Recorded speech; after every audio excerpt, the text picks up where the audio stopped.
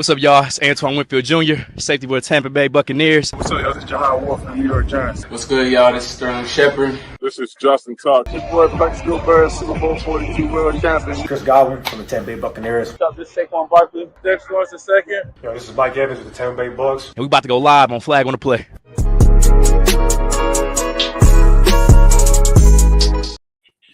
Yo, what's good, everybody? Welcome back to another episode, Flag on the Play, episode 71.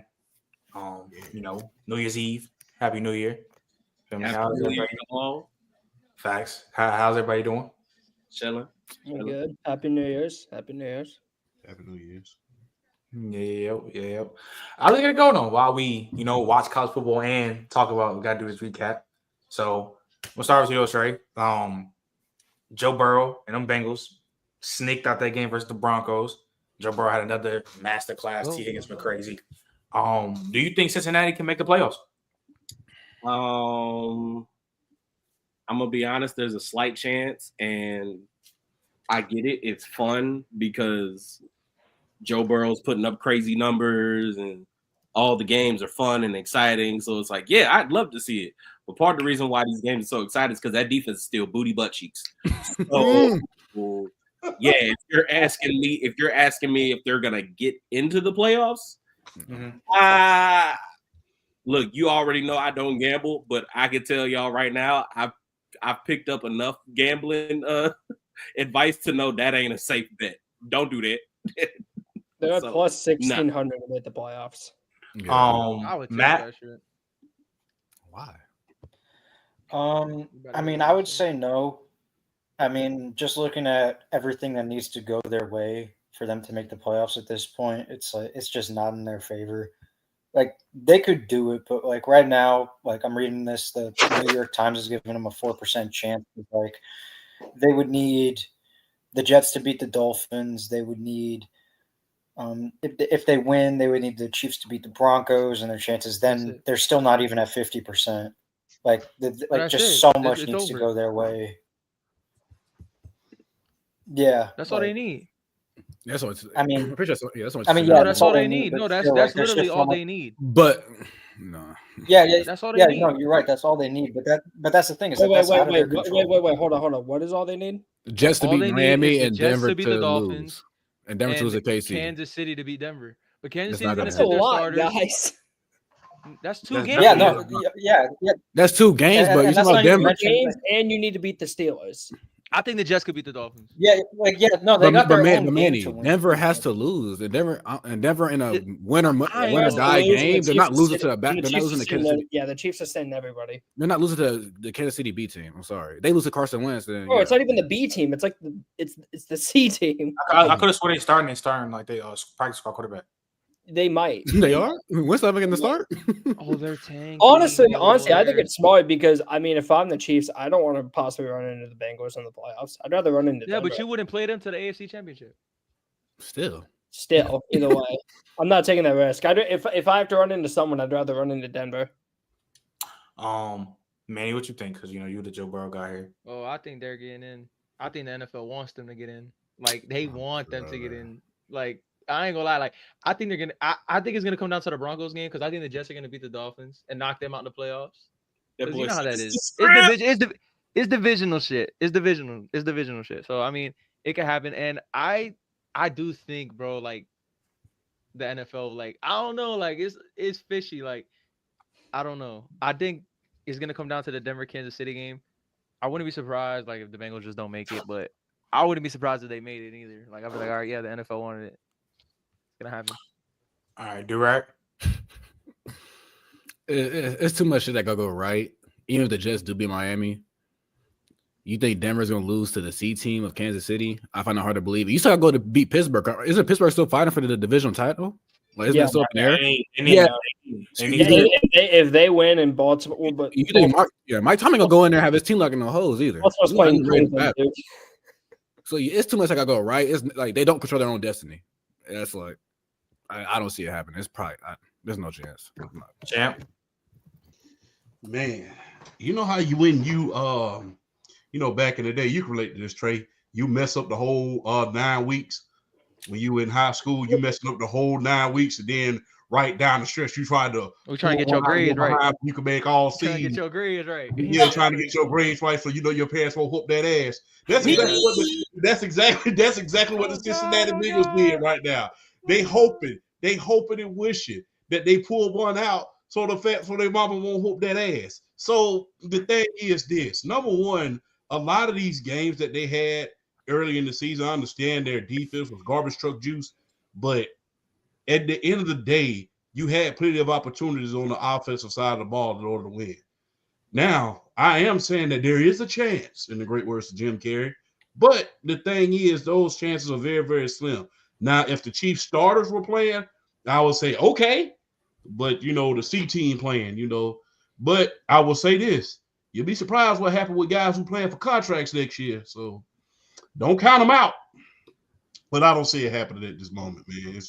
It's too much that got to go right, and it's too many ifs in the game. And like we say down south, if was a fifth, we'd all be drunk. So had that Chargers game, man.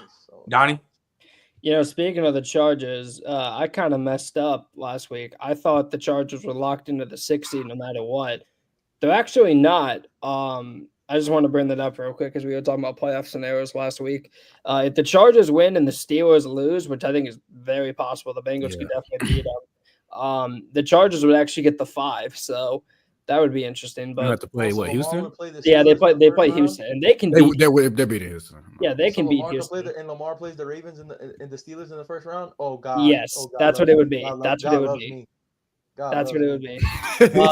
God loves me. About the game though, because everyone was talking about can they make it? I don't think they can, but about the game, I mean, it's interesting because after the game, Pat Surtain is now the favorite to win Defensive Player of the Year, which I think is interesting, and I think it's good. I think it's good because he actually played well. The problem was, unfortunately, the white cornerback agenda took a nose bomb after Riley Moss got absolutely. Look, white boy. Granted, I'm gonna give Riley Moss a little bit of grace because that was his first. That was his first bad game really all year. That was his first. That was his first game back from injuries. I'll give him. Okay, but one bad game for corners like Riley Moss set us back like 50 years. You get that, right? Come on, man. Y'all already 50 years back already. I can't lie. For white corners, one bad game like that. Hey, buddy, you're a safety now. On national TV too. On top. I ain't gonna lie, bro. And he's been having a good year too. He's having a damn good year. So I'll give him. And I feel bad for him because he really did get spanked. Every dog has his day, though. Every dog, every gets cooked. Cuba DeJean, you got to save us. Yeah, the good dog has too.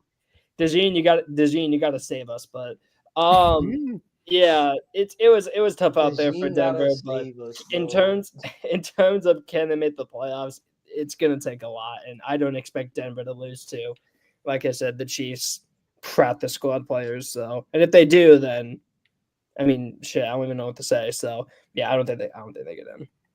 All right. Let's go move on to the next game. Quarterback of this generation. Oh, Lord have mercy. Shout out, oh my God. Shout out Mookie, man. Mookie. What you blazing up, Mookie? New Year's Eve, you blazing up, son? Yo, Mookie come out. But no. So Donnie, back on you. Manny's GOAT, JD5, beat Michael Penix and the Falcons. Appreciate that. This playoff vlog is about to hit different now. Bucks is back in the playoffs, probably going out. Let's go. So, I'm gonna be there. I'm gonna start off with you though, Donnie. Commanders clinched the playoffs, and they probably most likely face Philly. Any hope for them? In the opener? Oh, can it be the 7? It could be a 2. Any hope for them? No, they're not. No, they don't play Philly. They play the Rams. They're the 6. Yeah. They looking for. They trying to get the 6. No, they're not. The Commanders have the 7 seed. Nah, Green Bay 6, bro. Yeah, Green Bay 6. Green Bay 7. No, Green Bay 7. They just lost Commanders. Green Bay 7. No, I don't think so, Manny. They both 11-5. Somebody better go dig. He's right. I just looked it up. He's right. What's going on? If the Commanders win, the Packers play the Eagles. And then Commanders have the tiebreaker over here. Hold on. So let's say, where's the Commanders? Where are they at? I'm trying to find them on this. Okay, the Commanders win, and then the Packers win. Who gets the 6th? The Commanders get the 6. Okay. Come on, baby. I know my team. So yeah, they play the Rams. Yeah. Can they beat the Rams? Yeah. Dude. Oh, man, you like the Commanders? Yeah, he a Jay Daniels fan. Oh, yeah. Can they beat the? I mean, I feel better about them against the Rams than I do Philly, and it is mainly just because of how bad that defense is. But I mean, dude, if Stafford and not even Stafford is because Stafford's been up and down, but ever since Puka's gone back from injury, that offense has been on a whole another level. At least Is Lattimore? Didn't Lattimore get hurt again? Yeah, he did as well. I'm pretty sure. So there's hope for him, but I wouldn't expect them to get out the wild card. But the fact they're here at all is an accomplishment. So good for them. All right, Bama. How you feel? How you feel about the Commanders going to the playoffs? What you think? Oh yeah, bro. Jaden Daniels, the truth, bro. Like, I like them. They got a lot to look forward to come to. Whether they do that in the playoffs or not, but the fact that they made it, you know what I mean. Especially with a rookie quarterback, that's what's up. If they play the Rams, they might be able to sneak one in, but if they got to go through anybody, Philly, anybody like that, I don't know. Even though the game's been close when they played them, bro, Saquon just on another level. But if they match up with the Rams, I could see them winning that one though. All right, champ. Oh man, Jaden Daniels is special, man. He is special. So you got to give him his props. So look, I'm just gonna be very, very honest. They're a line away. They're an offensive line away, some hogs, if you will, away from being a legitimate contender, man. I just don't think that is this year. I think they may win one. They might sneak up and win one, but I don't think they're going to go too far. But, I mean, the fact that they made it without an offensive line, the defense going up and down, you know, I mean, yeah. I mean, the fact that he even made it that way is something special. You could put that all on Jaden Daniels and, you know, how Cliff Kingsbury molded that offense. So, I mean, man, did a hell of a job, man. I just don't think they can beat a team like the Eagles, somebody like that. I don't think they can beat them. So, yeah, also, what's his name? Shout out Karen with the super chat. He said, shout out to the dogs, you know, Happy New Year's. Yeah, it's cool, Karen. You sent us my catch up, so I appreciate you, yo. But Durag, how you feel about these Commanders? Can they make a decent run, or is just not buying? I look at them pretty similar to how I saw Houston last year. They might get a game, but I think it stops at that. You might be able to get the Rams, who got a bad defense. You might be able to win that shootout. But after that, I wouldn't say anything too much on them going to run. But I mean, they already overachieved this year, going from the second worst team in football to a playoff team. So I mean, it only goes up for here. So. Mm-hmm. Yo, he just shanked the shit out that kick.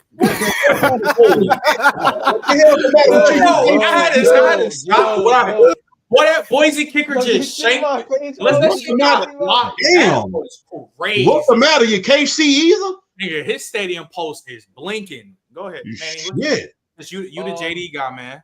Talk to us. I think they win. I think they could beat the Rams. I think. Damn. So if they beat the Rams, who they will play? That'll be they're most likely the lowest seed, so they'd have to play Detroit at Detroit. Nah, but Detroit, but I ain't go. Okay, so this is no. This is. Here we go. This is the thing. If they get Minnesota, if Minnesota gets the first seed, I think they could beat Minnesota. I've never seen Sam in the playoffs, bro. Dude, when are we? Okay, I don't know what I'm walking into. Okay, I'm gonna keep it real for a second. Just like with him, I don't know what I'm walking into. When are we going to give Minnesota the credit they deserve? As I understand. When are we going to stop sitting Jaden Daniels? We say Sam Darnold. We say all this stuff. Dude, they have the best coaching staff in the league. They do. At least in terms of the coordinators and the head coach. I mean, their head coach is going to win the coach of the year. Sam Darnold, listen, you may not trust him. If you don't trust him, then why are we trusting Jared Goff? Sam Darnold has been better than Goff this year. We're talking about Justin Jefferson, Jordan Addison, T.J. Hawkinson. The offensive line's been great. The secondary's been good. The defensive line's been dominant. Like, why are we at because I saw it with Kevin O'Connell when he played Daniel Jones. You about to make me defend Jared Goff, though, bro? Yeah, no, I'm not gonna lie. I'm not gonna lie. What you being saying is mad disingenuous. But are we not gonna talk about? All I'm saying is if you trust. He not being disingenuous though. Because what you call? No, I because see Kevin Kevin O'Connell with the. just I see said, Kevin I O'Connell. don't know What's how the you main what's reason his on name? why you don't trust the That's what I'm Vikings? saying. That's all I want to Sam know. Darnold isn't bad. I don't. That's what I be saying no, too, bro. no, Like you not hear what I'm people saying, 'cause pick and choose He though. just said, how can you what's his name? You not trusting Sam Darnold, but you believing in Jared Goff, bro. Come on, bro. That's not disingenuous as fuck. I Like, seen do I Jared have Goff to do defend it. Jared Goff? That's not disingenuous. I seen him do it. I seen Jared Goff do it. I'm not gonna lie, bro. Me Because you done myself seen personally. Jared Goff at least play good in the playoffs. This is the first good I year of never Sam seen Darnold's Sam play. career. I don't know how he gonna But look. honestly, You bro, know how like Sam Darnold's gonna look in the playoffs. keep it know a beat. No, this Oh, the your first question- time. So that's the only question is Sam Darnold. Anything I mean, else? is that not a big thing? But though? that's fair though. No, That's fair. not That's really fair. though, because And it's the first Chris, team Sam Darnold that had, bro. Guys, Listen, listen. you can say that. Guys, listen. We haven't seen JD in the playoffs though. What we doing? That's Hold what on, I hold said. on, That's hold on, fair. hold That's on, the hold point I on. made. And we haven't seen JD in the playoffs But either. that's the point I made. And the Vikings still the better That's team. why I made that point. That's why I made that point. Hold on, timeout. Timeout. I get we haven't seen them in the playoffs. First round exit, possibly, when they're fighting for the one. Are you kidding me? You don't have any faith in I that ain't at gonna. all? They told me this 2 years ago when Kevin O'Connell and Kirk Cousins was the quarterback. This And team they is lost to the better than what Giants. this team We is. had the This worst team is defense. better We had than the what worst this defense in team is. football. They were 13 Sam Darnold clears Kirk Cousins. Like, let's be honest though. Like, keep it a beat though. Just keep it. Hold on. Wait. Y'all boys watch football now. Y'all boys watch football now. Hold on. Wait. So check this out. Third overall pick. He went third overall to the Jets. Did y'all see Adam Gase in that fucking interview when he looked like he was Yes, on I'm a purpose? Jets fan. I said we Okay, get. I said okay, Sam Darnold never horrible got a fair shake. situation. No, I Horrible said he never got a situation. fair shake. He Gino never got a got fair his shake. jaw broke when he was over there at the Jets. But he got his jaw broke for different reasons, though. But still though, He got it his just jaw showed broke you. for different reasons, But still though, Trent, it just showed you how much of a dumpster fire that organization No, he got was. no. though. You popping on that shit. Get your shit wrong. I know, but still though, that's Gino just got his crazy. shit All wrong right, too, then he so goes to Carolina. Carolina, you see what happened with Bryce over there in Carolina? They didn't know what they wanted to do over there. Yeah, till they got my goat. Every QB has been garbage over there. So he finally gets to a team, the 49ers, where he looks the same as Brock Purdy. Everybody talking about pay Brock Purdy, but when Sammy D got in, he did the same shit Brock Purdy did. Now he gets to a team over here at the Vikings. They're a legit team, bro. Like, you can't really get mad at him because he's looking good with a good team. Like, he's finally been on a good team. Coming out of USC, Sam Darnold wasn't a bad quarterback. He had all the tools to be a solid quarterback. I thought he was the best. Middle of the pack quarterback, bro. Top 10 on the best, bro. Like, so the fact that he doing this good on the Vikings, bro, is not surprising because he just been in a shitty situation. That's one quarterback I'll just say, bro. I'll give somebody that, bro. Sam Darnold has just been in shit situation. Yeah, bro, he's just been in shit situation. So him looking good, him in Minnesota, I'll give him a game, bro. Especially how that defense playing, bro. Like, I'll give him a game. Jordan Addison, bro. Like, come on, bro. Like, don't do that, bro. Like, they got some good weapons, bro. Like, no, they nice. No, they nice. That's not the point. That's not the point. The point is how I know he gonna do that in them situations. Though. How we know JD gonna do what he did this year? That's fine. I gave you that already. That's fair. I gave you it already. I told you that already. That's fine. Can I chime in? Okay, so then that would make the X factor the defense, right? And that's clearly that's what's really losing me here. This is my thing. This is my thing with Sam Darnold, right? As somebody who has watched a good majority of that man's career, like I watched him in college. I think the only time where I kind of fell off of watching him was when he finally went to Carolina. For the most part, he's been talented, but he has some flaws. Like Bomani Jones he quoted it perfectly. Sometimes he just be in the middle of a game and he just want to get a hug from a defensive lineman. Like that is Sam Darnold. Like he will randomly run into pressure. Yeah. Will randomly just make bonehead decisions. And if I'm being quite honest, from what I've seen of him this year, he hasn't become like a completely different player. He's still very, like, every once in a while, he will run into pressure. Every once in a while, he will absolutely throw one up. And it's like, bro, what are you doing? The thing about it is, when he was throwing it up, when he was with New York and Carolina, he's throwing it up to, I don't know, Robbie Anderson. Yeah, Robbie Anderson or You mean world? What's his analyst. face? What's his face from the Titans? Or Bobby freaking was the best receiver. shoot, who was one of them little receivers? With it was like Marset Smith when he was with Carolina. Now Jamison he's Crowder, he had him now too. he's throwing it up to fucking Jettas and Jordan Addison and TJ Hawkinson. TJ Hawkinson, They're making plays for him. So that's really the difference here. It's not that Sam Darnold has all of a sudden had some kind of renaissance. No, he's just with a better coaching staff and has a better team around him. No, but they're asking him to do a lot, It though. would- Like, if you watch their game plan, he does a lot.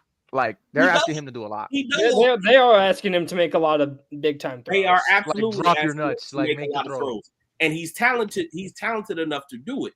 What I'm saying is, what they're also asking him to do is to not turn the ball over. And truthfully, part of the reason why he hasn't turned the ball over as much as he's done in the past is because it's not all on him. It's if I get in trouble, I have the best receiver in football. Just go get him. Tyler Warren. Like, one touchdown, yep. Isn't it safe to say that no franchise can provide a revitalization to a quarterback better than the Minnesota Vikings? that's probably fair historically speaking. I mean, because we've seen we've seen even Jeff George have a good year with Minnesota.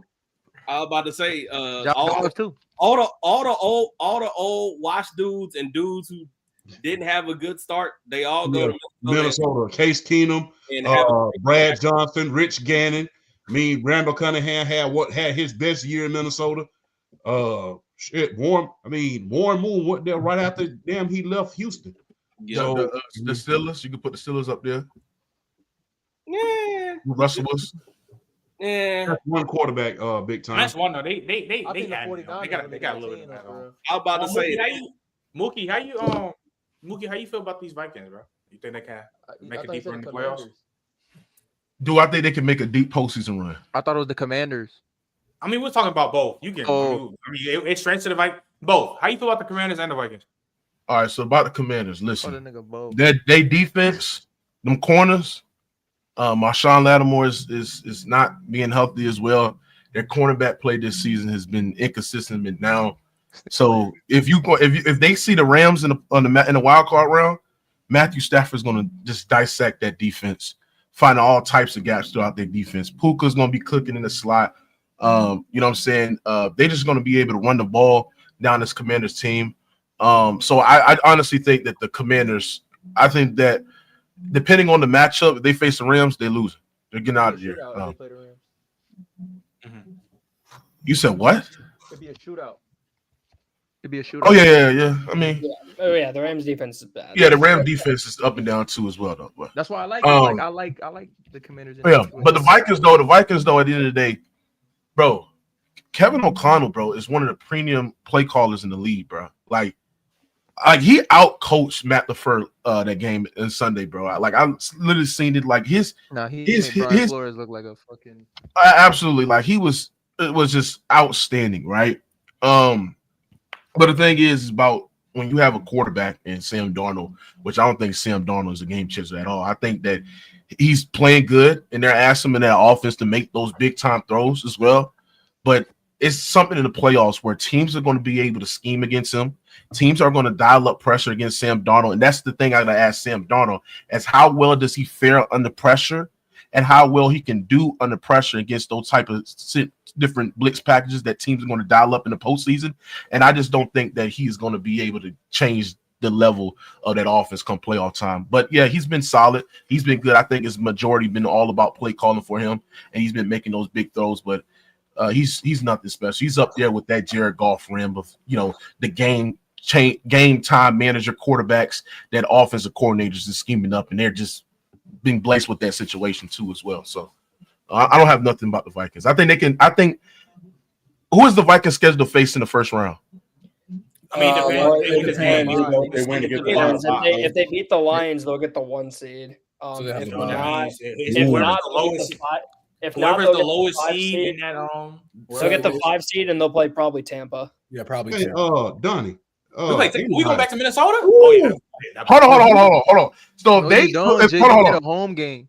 Hold on. So you telling me? Yeah, we do get a home game. Hold on. So y'all telling me if they lose to the Lions, they gonna have to see Tampa. No, if they lose. Well, it depends. So, wait, hold on, Donnie. How would that work? Because if we win out, we got They're we the have a fifth home seed. No matter what the four division leaders the get Rams the are ahead of y'all fourth right now. seed. Yeah, because no matter what, the loser of that game gets the 5 seed. Okay, but if I got a question, who did the Rams play this weekend? Seattle. So if Seattle beats the Rams and the Bucks Well, win, the y'all play Rams the have a game Commanders. Y'all ahead. go So I up. don't Y'all know. go to the 3rd seed. No, the Rams have a game ahead, so I don't know if they have. I don't know if the Nah, Bucks it's have a tiebreaker on the 9-7. Rams. No, because I'm saying if they No, I they do just got a looked. I just looked it up. So Bucks do got a tiebreaker. if Seattle beats the Rams and the Bucks beat the Saints, then the Rams will get the 4 and the Bucks will get the 3. Told you, nigga. JD5 versus Bucks. We there. So Okay. yeah, It depends. I ain't gonna lie. It depends who That's what I want. That's what I want. Because I'm gonna. It depends who the Vikings face. It depends who they face in the wild card. But I don't think they'll beat the Lions this weekend. I actually do. It depends who they face. They could maybe win a game, but I think in the divisional game when you're going against, the Lions, you're going against, those top teams in the NFC as well. I think that's the Eagles as well, right? I think that's when it's going to all go down for the Minnesota Vikings, brothers. I bet. So, Trey, I'm gonna start with you. Ironically, we were just talking about the Vikings, but just talk about just a quick game with the Packers and Vikings. Sam Darnold had another great game, and without how this season is going up with, of course, they did just draft J.J. McCarthy, but with how good Sam Darnold has been playing this whole year, do you keep him? Okay, so here's my thing, right? If I am that front office, what I would do is I would try and keep him as the backup, truthfully. And he might feel disrespected by that, and that's fine. If he wants to go somewhere else because he feels like he should be a starter, by all means, bless you. Because this is the problem that I have with us relying on Sam Darnold, right? This version of Sam Darnold that we've seen has only been seen with the Minnesota Vikings and that coaching staff. We have seen him at 2 other spots not be worth a shit if we're being completely transparent. So if I'm their front office, I'm saying, look, we invested high-level capital in the kid behind you. At some point in time, we will have to figure out whether this kid can play or not. We know what you are. So in case we got to break glass, because Buddy over here ain't working, you can hold it down. We'll let you go ahead, do your thug thizzle, throw it up to Jettas. We'll pay you, and we'll put some bread in your pocket. I'm not saying we're going to bring you back for pennies, but what I am saying is I'm not about to bet the farm on you. I've seen 2 other organizations do it and fail. I ain't finna do it. And if you feel some type of way about that, then you can go the hell on. What if he take Kevin O'Connell over the hump and go to the bowl? I know I can figure it out with somebody else. So similar to what the Niners did with Jimmy G and Trey Lance, Well, and Jimmy is a backup.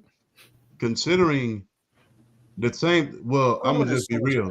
Can't the same thing be said about Baker Mayfield when he first went to Tampa? Yeah. I mean, but now he's on the verge of going to 2 straight division titles. Man, they didn't bet high capital on the back. Good point.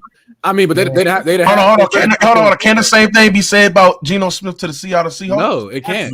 I don't know if it, hold on. Why?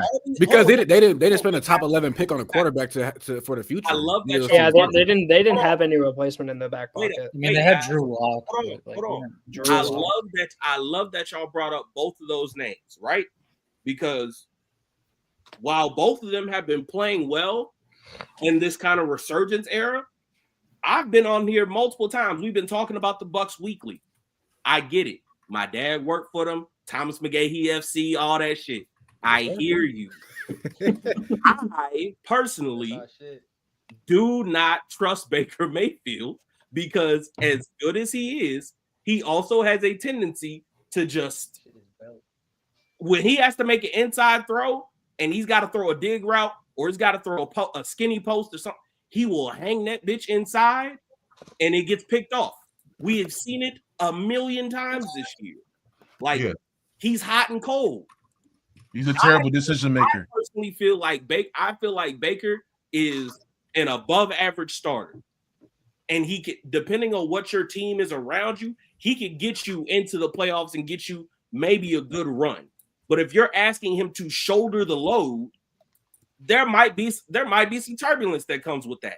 And eventually, the Bucs are going to get to a point where they're going to look at him and say, the juice ain't worth the squeeze. We might have to reset this thing. The same thing with Geno Smith. I think we're about to see that sooner than later with Geno.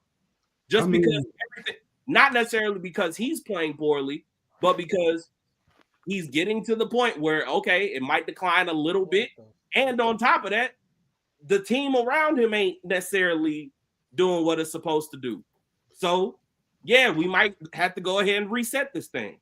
That all these guys, Sam Darnold, Baker Mayfield, Geno Smith, they're all in the same cluster of, okay, these dudes are good and have the potential at certain times to be great, but it's not consistent enough for me to bet the farm on. Well, the thing is with Baker Mayfield, I will say this.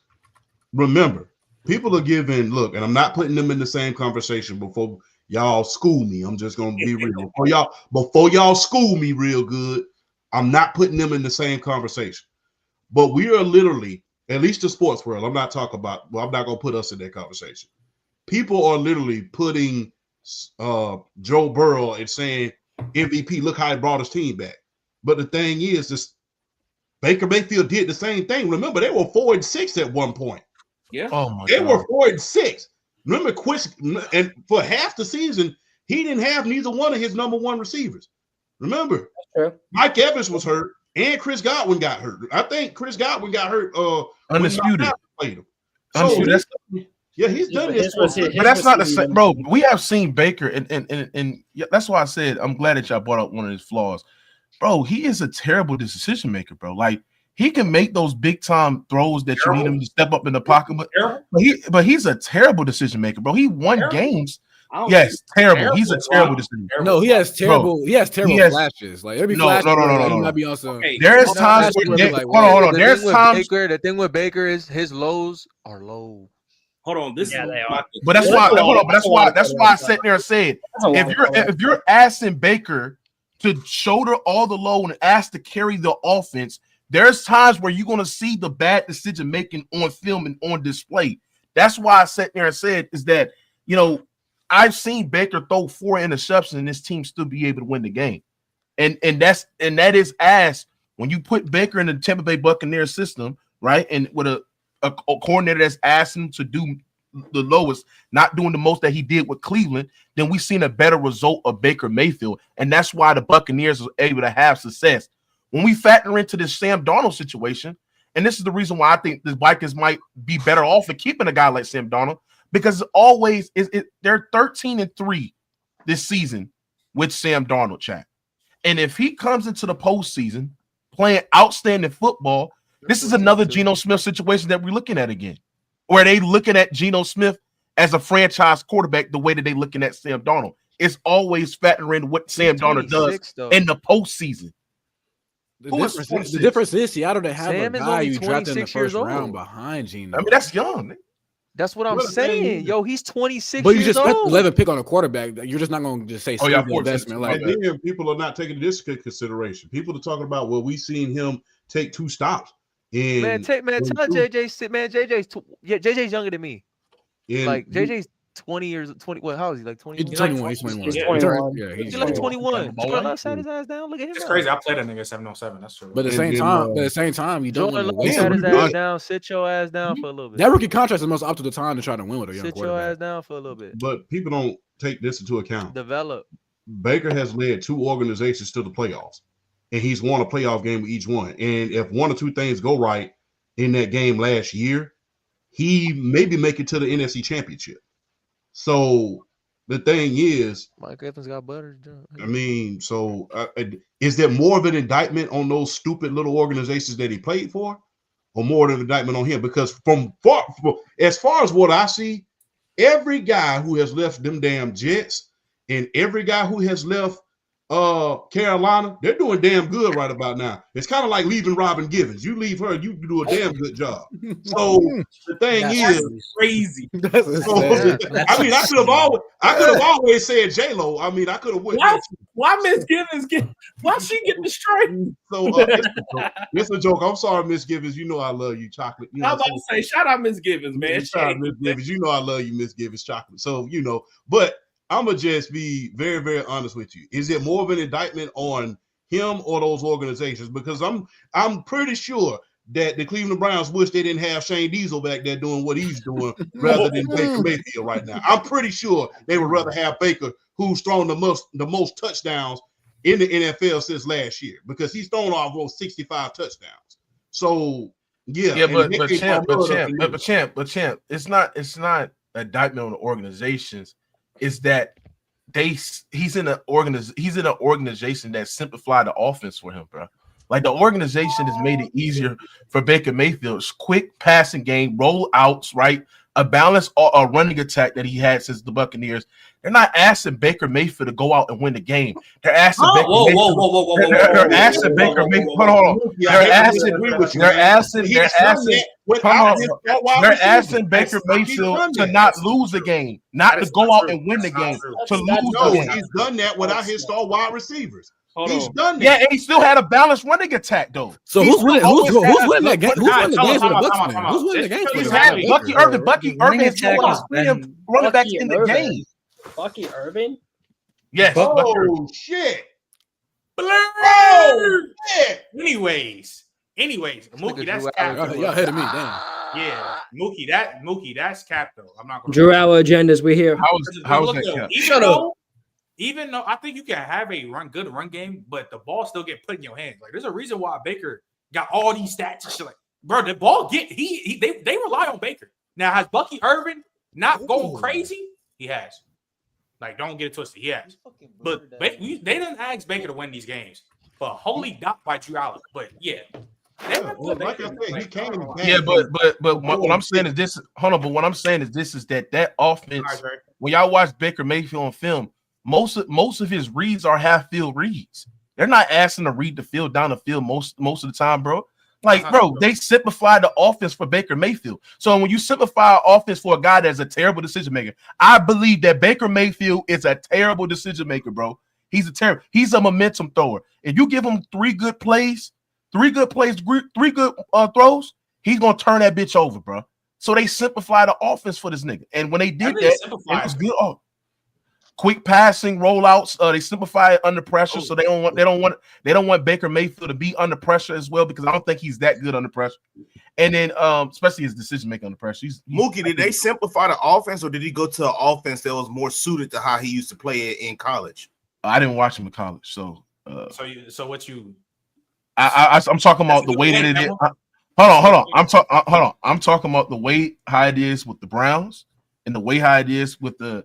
But with the Browns, though, the problem with the Browns is it was misuse of personnel. He used to run a lot of 3 tight set, double tight end sets, a lot of 11 personnel. Like, that's not Baker Mayfield up under center the whole game. That's not Baker Mayfield. He more so what he doing right now in shotgun, throwing that bitch deep downfield, throwing it all over the field. That's Baker Mayfield when he able to wheel and deal how he doing. Right. It might be a more simple version of it, but he's doing what he like to do, though.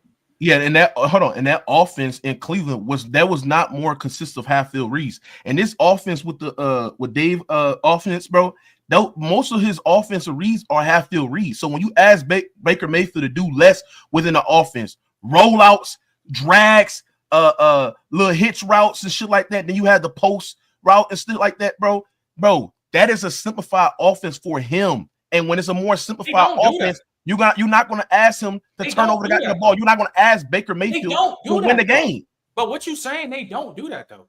Yes, they do. No. Yes, they do.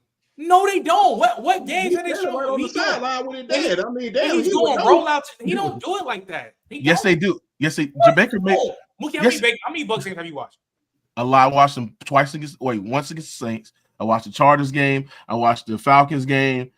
Even watch the Panthers game as well, bro. That offense is simplified, bro. Go watch the film. It's half field reads for Baker Mayfield. Half field reads for this nigga. So when I'm looking at Baker Mayfield, I don't even think that nigga is that good. I just think that it's the situation that he's in.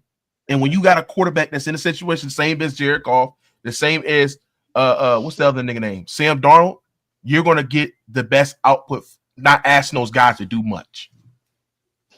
But here's the thing. Go ahead, I think I kind of agree with you about Baker. Like they are definitely simplifying it for him. Like they are. Like he's near the bottom, and air yards per attempt. I'm pretty sure he's bottom 5 in the league when it comes to that. I don't agree with you with Sam Darnold because they're asking Sam Darnold to make big boy throws consistently all the time. And that's why I disagree with that. That's why right now I think I would take Darnold over Baker because they're asking him to do more. But I get it. I get it with the whole Baker stuff. I just don't. You're taking Sam. Sam, what about Jared Goff? Goff and Darnold are kind of in the same tier for me, but I think they're both better than Baker. That's I don't know if I like that.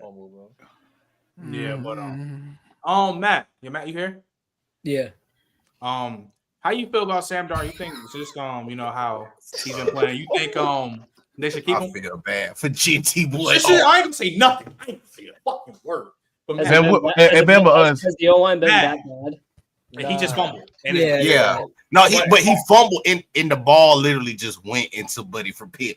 That is unfortunate. Yeah, unfortunate. Oops. Anyway, Bama, you still Alabama fan?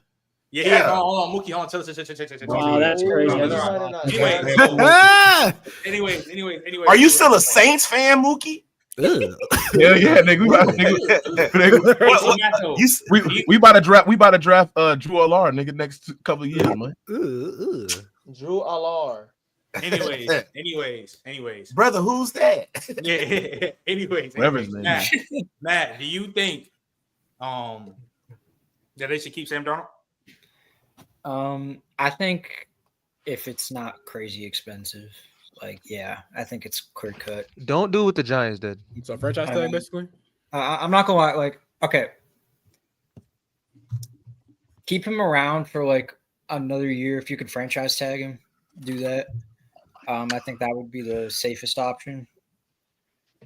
So yeah, just keep him on for another year.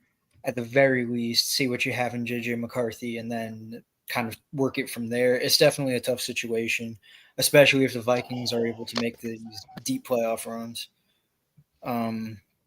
Yeah, I think give it a year. Champ. Oh, my bad. Oh, watch the game. Oh, yeah, we multitasking. Y'all doing I just seen it. I was just on. I'm explaining this watching the game. What was the question again? I apologize. I said, do you think that the Vikings should keep Sam Darnold though? If it's cheap, if they can get a cap friendly deal, a really molded contract, I would think they could keep him. But if you asking for the farm, the damn cow, the chickens, and the eggs, then you can go kick rocks. Because no, I can't give you the entire farm just based off of 1 year. But you know how the NFL is. They will give a quarterback that type of money for 1 year, But I know. If he comes at about 35, 40 million, maybe. But when you start asking for 50, 60, you start asking for that Dak Prescott, Patrick Mahomes money. No. I don't think he's gonna ask for that. They said he worth about 50 right now, 55. 50. People say. I mean, just because you work that don't mean you give him. I'm not gonna lie. He got the leverage though to get the 50. He got the leverage. I mean, would you guys give him the Daniel Jones deal? Would you give him 10 more? Would you give him 10 mil more than Daniel Jones? No, I'm saying I would give him the Daniel Jones. He's better than Daniel Jones, though. He's better than Daniel Jones. And he's playing better than what DJ. So, like I say, he's playing better than what DJ did, and he has the leverage. So let me ask you something. I'll probably tag him. Let me ask you something. So what did they do with JJ McCarthy? They'll tag him. They're not winning more. Bro, JJ McCarthy's only 20 years old, bro. You sit him down. Bro, you don't have to play right now. But he was a first round draft pick. I don't give a damn if he was a 0-round draft pick. It don't matter. He's a first round draft pick. Because he got a better higher ceiling than Sam Darnold. Mookie. So was Jordan Love. What do you mean?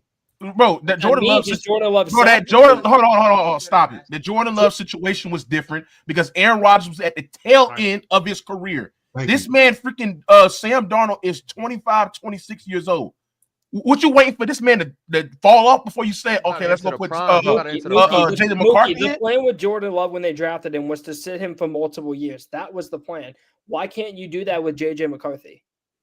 Because you got Sam Darnold. Sam Darnold, who's in he's 25, 26 years old. If Sam Darnold continue to put up 8 years of this play, then what's the point of drafting him in the first place? What's the point of drafting Jay? Mookie, that's unfair to say because I don't even think the Vikings saw this level of play before they drafted JJ. And that's my point. My point is to sit there and say the reason why they got Sam Darnold for backup purposes. They drafted JJ McCarthy to be the starting quarterback for this team. That's why the Vikings. That's why the Vikings. I'm gonna talk about. That's why the Vikings called. Hold on, chat.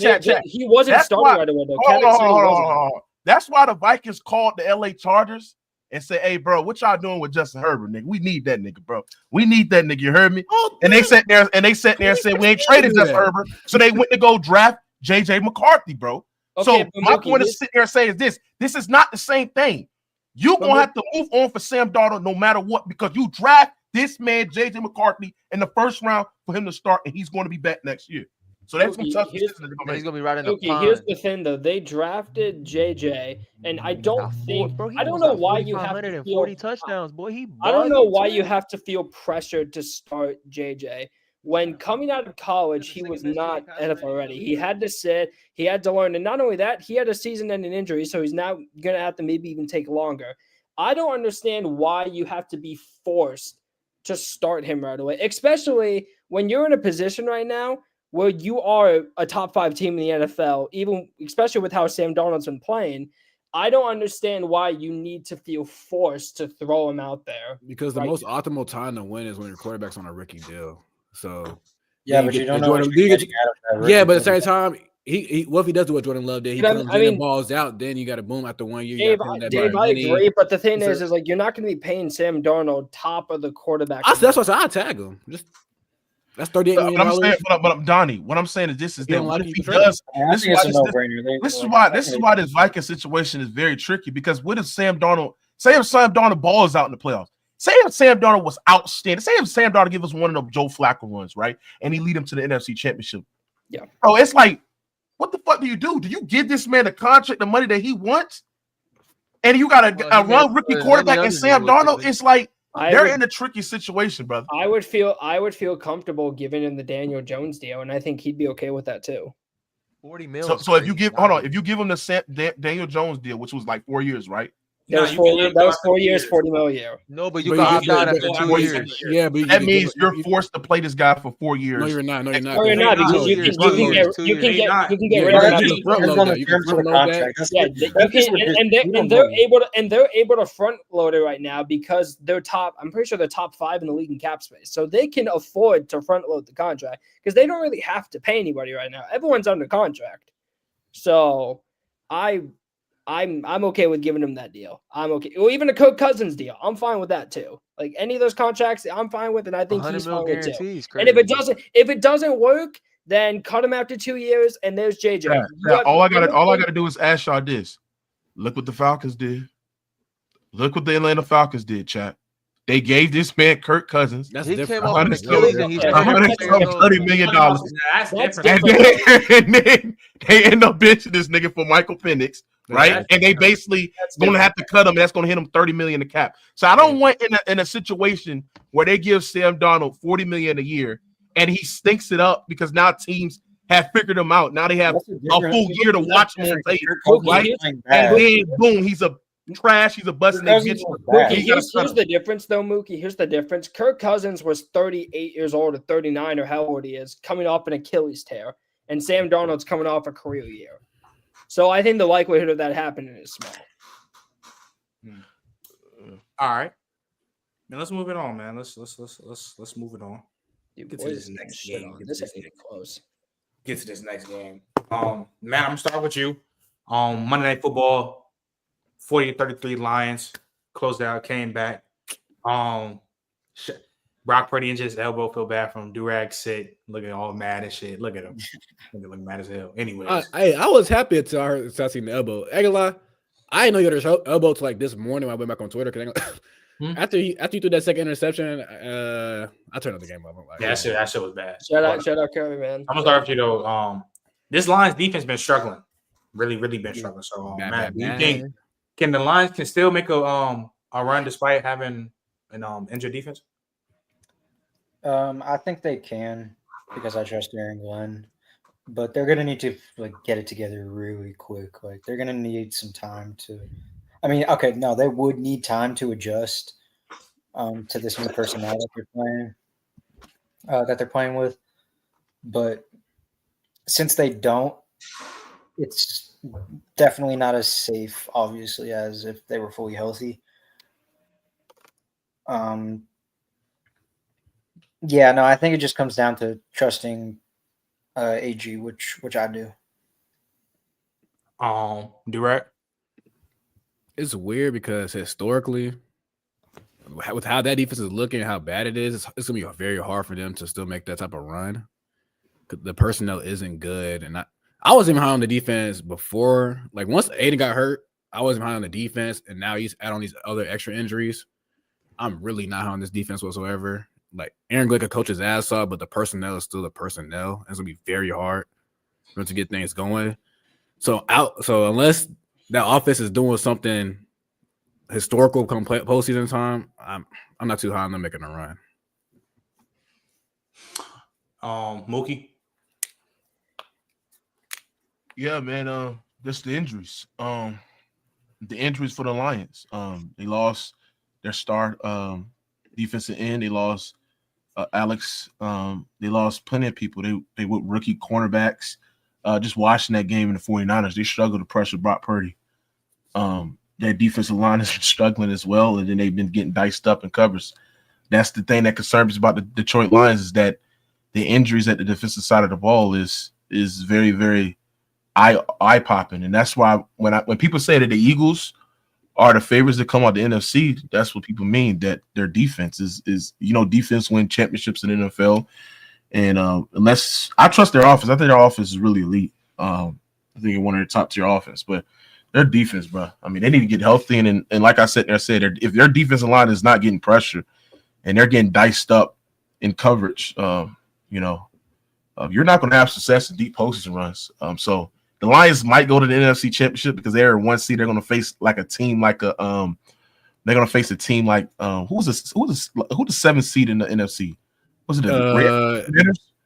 It might be the Commanders. Is it Commanders or Packers? I don't think they beat the Packers. I don't think they beat the Packers 3 times. I just don't. Oh, you talking about the Lions?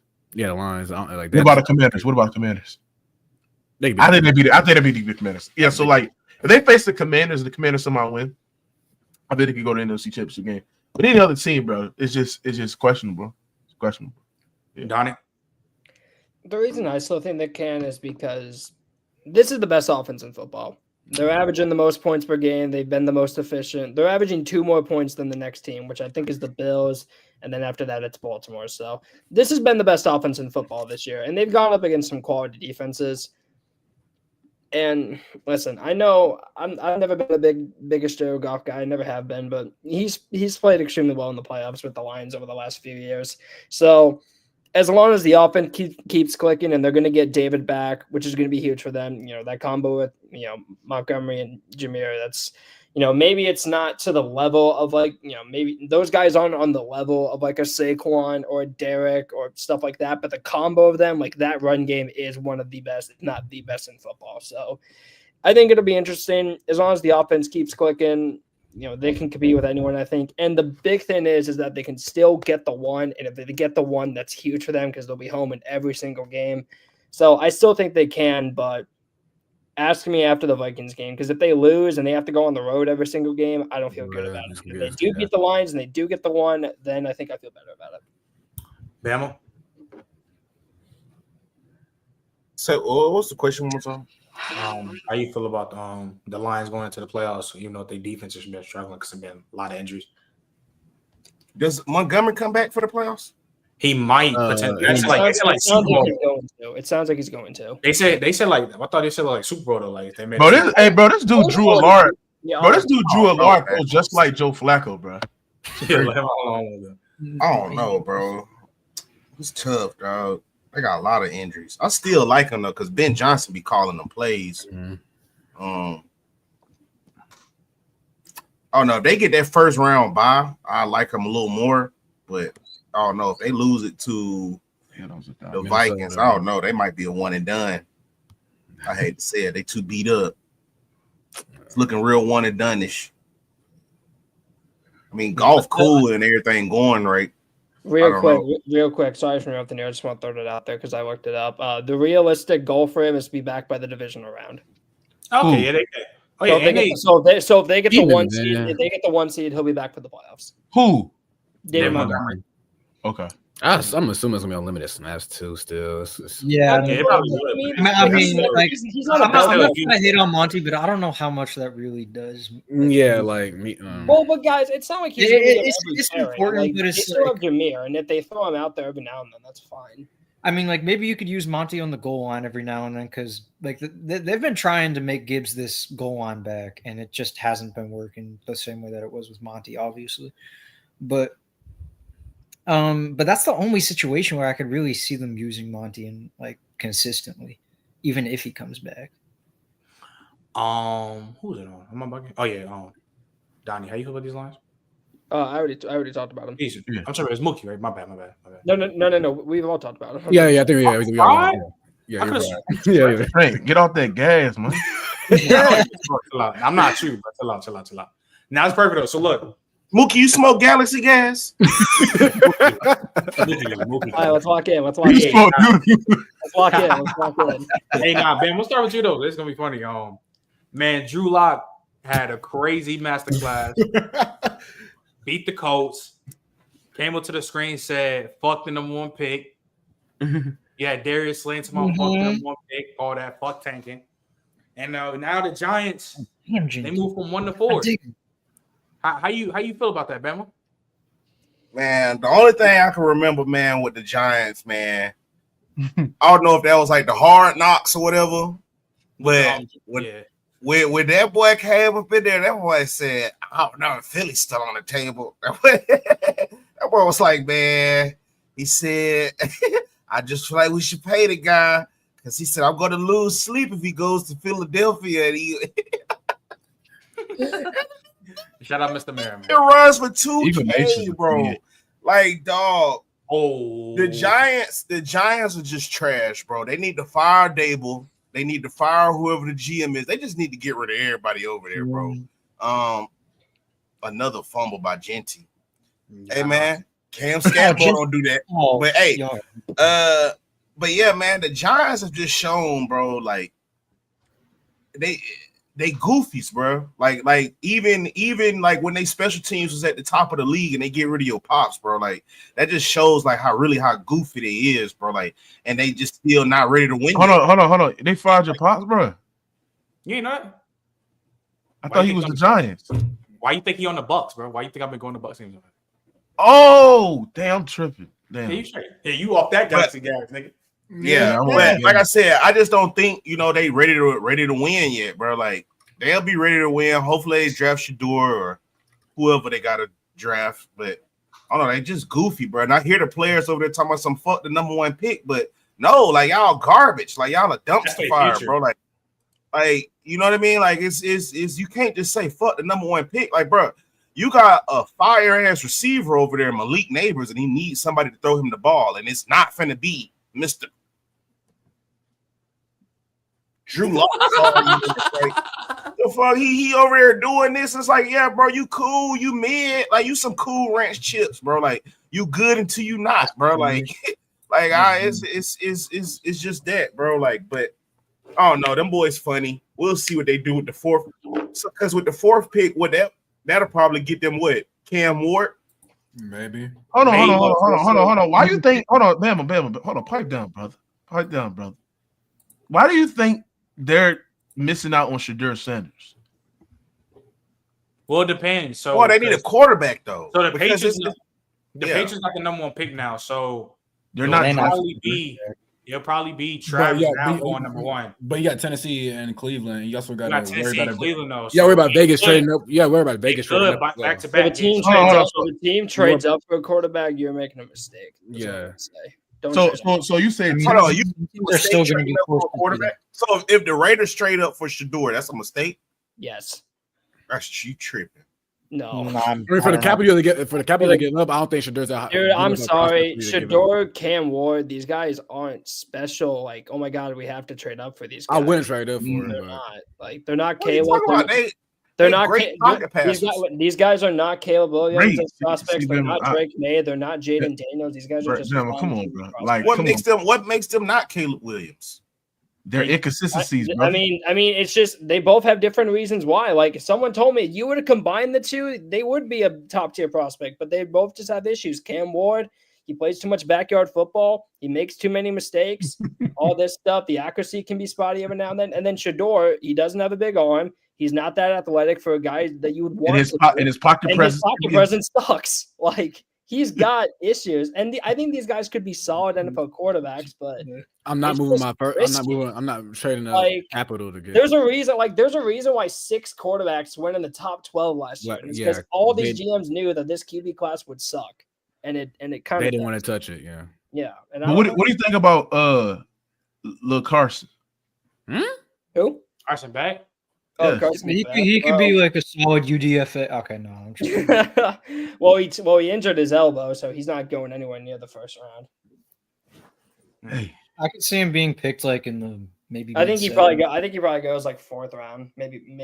Oh, yeah, I ain't gonna lie. These quarterbacks are mid. Mookie, you know so what I'm saying? Mookie, what's your thoughts about the Giants getting number like they had them on pick? They went to Well, first of all, I was happy that the Giants beat the Colts because that gives the Bengals another chance to, get into the postseason. You know what I'm saying? Gives them hope.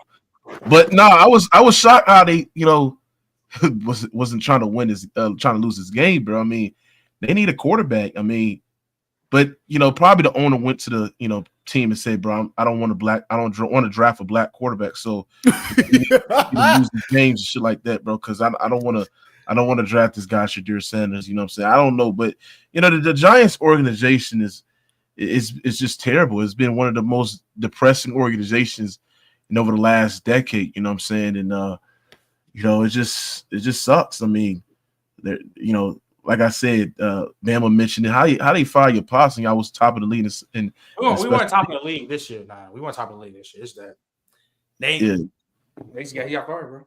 They weren't top of the league. Dysfunctional teams are going to do dysfunctional things. That's all. Yeah, hold on. They fire people just to just probably clean house or shit or clean house, scapegoats.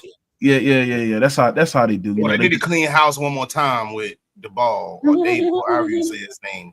And the GM need to get up out of there too. Like all of them, bro. Like everybody, whoever had a part of letting Saquon walk up out their door, fire their ass. Like dead ass, bro. Like I'm finna look. I'm like, was it you? Yeah, gone. Fire. Same thing with you. That's what I'm doing. Like, was it Same you? thing with McKinney. But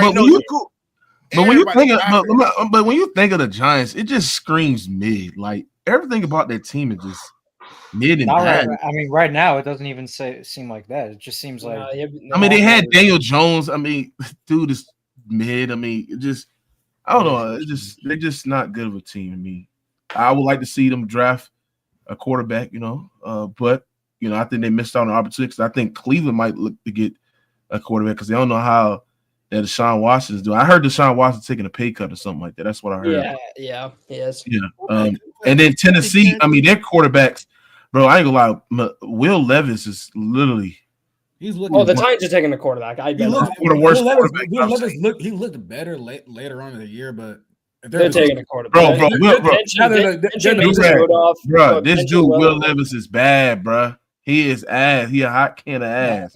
I don't even think if I'm the Titans, if I need a quarterback, you better try to get one of these dudes. Y'all tripping. No, they don't get it now because I mean you better try to get Brian Callahan don't care about Will Levis. I mean, maybe there's a world where the Raiders can make it work with AOC or Minshew. I don't think there's. Like I said, now Trent, have I heard you talk about this? Would you think of Nick Wright saying that that the Patriots should Trade Drake May and draft. That was ridiculous. That's smart too, bro. Like that's smart too. Like I do that. Hold on, no, fuck that, Bama, you have to blow. No, you're lying. No. The theory that Nick Wright was saying about how it's a trade Drake May, go get Shador, you can draft Travis, whatever, and go hire Deion. You think that's you? That's how you. That's how you. Boy, that's the dumbest. Why do you like that idea? Because it won't hurt if you the Patriots finding a different identity since. Well, shut up, nigga. If you the Patriots trying to find a different identity since Bill Belichick, why not go this route, bro? Like. Because Drake May's better. Drake's better. You don't know if Drake May's better. You just saying that. No, I know he is. You just said no. You don't know, bro, because he ain't. He had some spurts where I can see some potential, and then you have some shit where it's just like I don't know. He might just be Matt Jones. No, you're not going to use that because Matt Jones is on the same team. Y'all say he has the worst O-line and the worst. Matt Jones had the same. That is a lie. Matt had the same shit. And y'all said the same thing about. Yo, one mic, my nigga. God, yo. That's crazy. We all can recognize he's playing with hot shit, but when it was Matt Jones, Yo, because you like Drake May. Come on. Go ahead. Okay, first off, one, Drake May clear Shador Sanders. Drake May in this draft class right now, he's undisputed #1 pick. Undisputed. Out in that shit. First off, two, Matt Jones ain't never shown no type of flashes that Drake May has ever shown. First off, Drake May making wild plays every fucking week with hot dog shit. Got niggas thinking Keyshawn Butte is actually nice at fucking football. Keyshawn Butte is good. What are you talking about? He was good. Hey, he was the truth. Background, you hooping in Colorado. He's a bottom 10 nice little black story. He's not an NFL coach. Why y'all just be sleeping on the receivers? Keyshawn Butte is the truth. What's the truth at LSU? I don't know what he's not the truth in the league. He's not the truth, bro. We just now seen him in the league. What are you talking about? On the same metric where y'all can sit there and be like Drake May is good. I can be like Keyshawn Butte is good. Oh, Bama, you don't think Drake May is good? Keyshawn Butte. He ain't gonna be Mac Jones. Like Keyshawn Butte is a regular wide receiver. Drake May is a regular quarterback. I can easily say that. Regular quarterback. No, you can't, bro. Bama. No, you can't. Did you not see that Drake May touchdown pass to Mario Douglas against the Chargers? Drake May making throws that. Hold on. Matt, stop. He threw up a prayer, bro. Come on, bro. He threw that. That was a prayer, bro. No, that's not the point. Mac Jones, Shador Sanders, they're not doing that. Drake May is a clearly better quarterback. I like Shador, bro, but he ain't got that arm strength, brother. And we all know Deion Sanders. No. You just don't need crazy arm strength. His arm is good enough. Time out. Not out of shot. He ain't got no Tua arm. Time out. Shador even more accurate than Drake May. He ain't got no Tua arm. Yeah, but his accuracy is like. Okay, his accuracy ain't a big enough gap to neglect the arm. Yeah, the arm strength. Talent. Right. I don't know why y'all say Shador ain't accurate, but all right, I don't know. I ain't saying accurate. No, we ain't saying accurate. He ain't hella accurate. But the thing is why I heavy disagree with you, bro. You're literally trying to say replace Drake May, who this season has shown hella flashes and has played hella good with this situation that he's in. Then you trade him for another quarterback that we haven't seen play it. I should know you'll know he could be doing worse than what Drake May is doing. Drafting Travis, fine, that's fine. But then bringing in Deion, like bro, like Deion, I'm not even. They're not going to fire Gerard Mayo. They're not going to fire him. Yeah. And again, why would you replace a rookie quarterback with another rookie quarterback when this rookie quarterback you just drafted has shown great flashes? It's like he's been garbage. It's like Drake May been playing good football. He's been good. He's good. That's what I'm saying. Like, you don't think that's not crazy? Well, I'm not tripping off the Deion or whatever, but I'm just saying with the Drake May. Essentially, y'all saying the same thing with JJ McCarthy and Sam Darnold. Like you basically saying bench Sam Darnold because JJ McCarthy is still gonna be good. We haven't, but at the end of the day, the fact Drake that May's actually we haven't seen JJ, so that's still a factor that it matters. Like that's Drake May's actually and you haven't saw Shador yet. I seen Drake May, nigga. What the fuck you mean? And I see Sam Darnold. I see Sam Darnold. Sam Darnold up for the MVP. Y'all talking about he still should come back as a backup. You see what I'm saying? You see how you pick and choose? You see how you pick and choose? You picking and choosing. You picking. It's not picking and choosing shit. The nigga is hooping. So Bama, you bet. Hold on, Bama. You so Sam Darnold not hooping? Hey, they kept Sam Darnold. None of us gonna be in there like, damn, what the fuck are y'all doing? It's understandable that they got them niggas 13 or 14 games. So yeah, they keep Sam Darnold would be the craziest thing in the world. But what the fuck is Shedeur Sanders like that Drake May? Bama, you think Shedeur's ceiling is higher than Drake May? I think Shedeur's is higher than Drake May. That's Bama. God bless your heart, Shedeur. God, hey, I swear to God, hey, I'm no bullshit. I ain't even trying to patrol it, bro. If Drake May was black, this wouldn't be a conversation. This would not be a conversation, bro. Well, hey, guess what, Durag? Guess what, Durag Day? Guess what, Durag Day? Guess what, nigga? He's not black, and it is a conversation. So yeah, sorry. It's not a conversation. Sorry. He don't got Drake May's foreign talent. He don't got Drake May's rushing ability. Take the cool. Bama. I'm not drinking it. I'm not drinking it. Well, of course you do, man. With these, I'm not drinking that coon water. Sorry. Bama, how is Bama. Well, he is white. Drake May's a pit bull. That nigga Shedeur is a fucking Shih Tzu. What the fuck? I would say he's a pit bull. I'll probably say what we doing. I would probably say he's like a German Shepherd or like a bloodhound. I want to say he's went out there and dropped the bone. They did not want to take Shedeur. Far from a pit bull. He's far from a pit bull. He's one of them dogs. He's one of them dogs that bark when you come in the house too late. How does Shedeur? I heard my Saints trade up against Shedeur. How does Shedeur have a higher ceiling than Drake?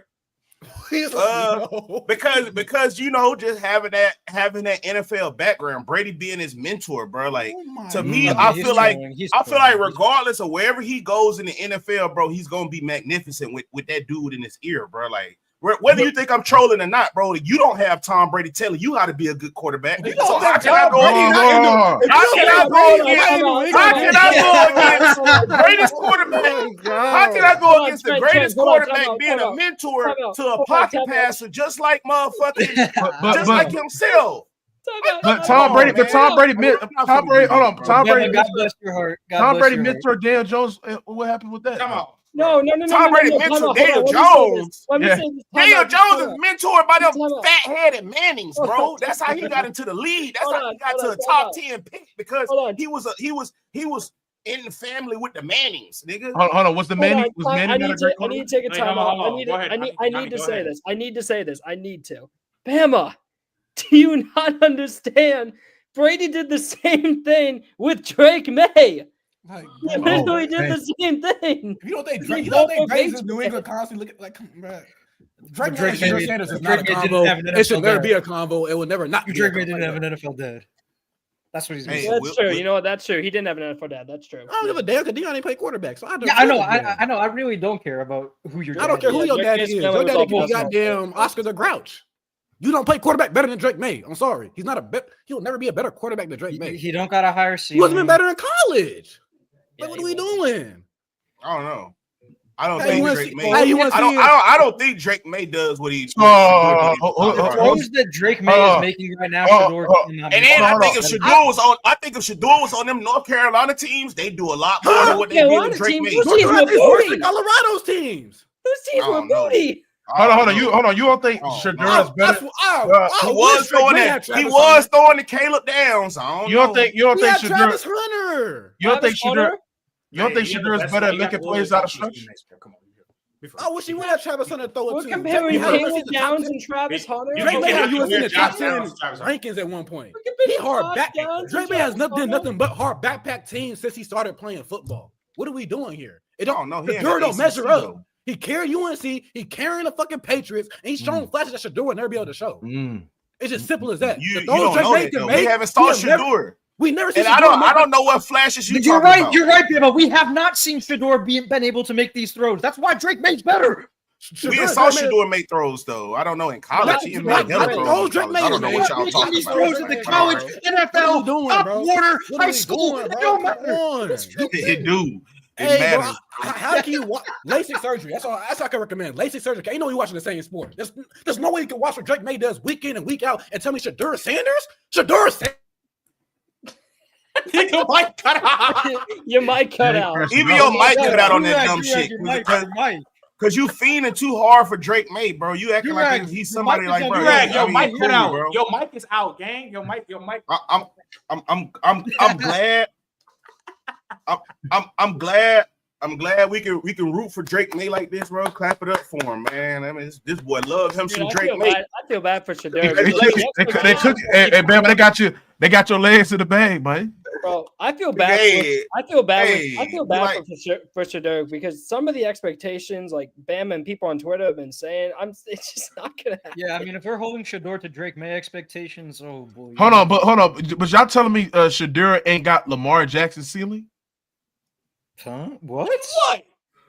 Oh my god! Oh, now we're definitely rage baiting. What the hell is this? He can be better than Lamar Jackson, bro. You tell me. We gonna move it on. You tell me Shador can't be better than Lamar, bro. Yo, your shit is fraud. Do I take Mookie, off your mic? you're little Take off your mic. Yeah, no, I'm not. No, I'm not. Durag shit fraud. This is. You tell me, bro. You tell me. Shador ain't got Lamar ceiling. No. Anyways, we're gonna move on. Good night, back. Why been quiet? Look. No, because I'm just looking at these stats because you know what I'm saying we just got people D-riding for no random reason, bro. That's why I'm just be bugging. So Drake May's best year, 4,300, 38 touchdowns, 7 interceptions. Shador's last year, 4,100, 37 touchdowns, 10 interceptions. I mean, and the year before that, 3,200, 27 and 3. That was his first year. And then I know we don't want to count what he did at HBCU, so I won't even bring that up. But yeah, I mean, niggas just be talking. All right. I mean, but Bama, you know there's more than everything than just that stuff. Yeah, but this is Colorado with a horrible O-line, and you talk about his pocket presence. So the number one O-line was dog shit, Bama. No, it's not worse than Colorado O-line, bro. Like y'all niggas talking. Their passing O-line, their pass blocking was dog shit. God bless your heart. Talking because you would sit there because he just sat up there and said and lied and said Shador had bad pocket presence. And the number one thing when you have a bad O-line, you don't, bro. Because a lot of the times when you have did you not see the sack he took for BYU? When you have a bad O-line, sometimes you don't know when they aren't going to pick up the block. It's very inconsistent. So a lot of the times when you say he has bad pocket presence, I can attest that to him not knowing if they gonna block or not, bro. Okay, hold on, Bama. What I'm saying, hold on, Bama.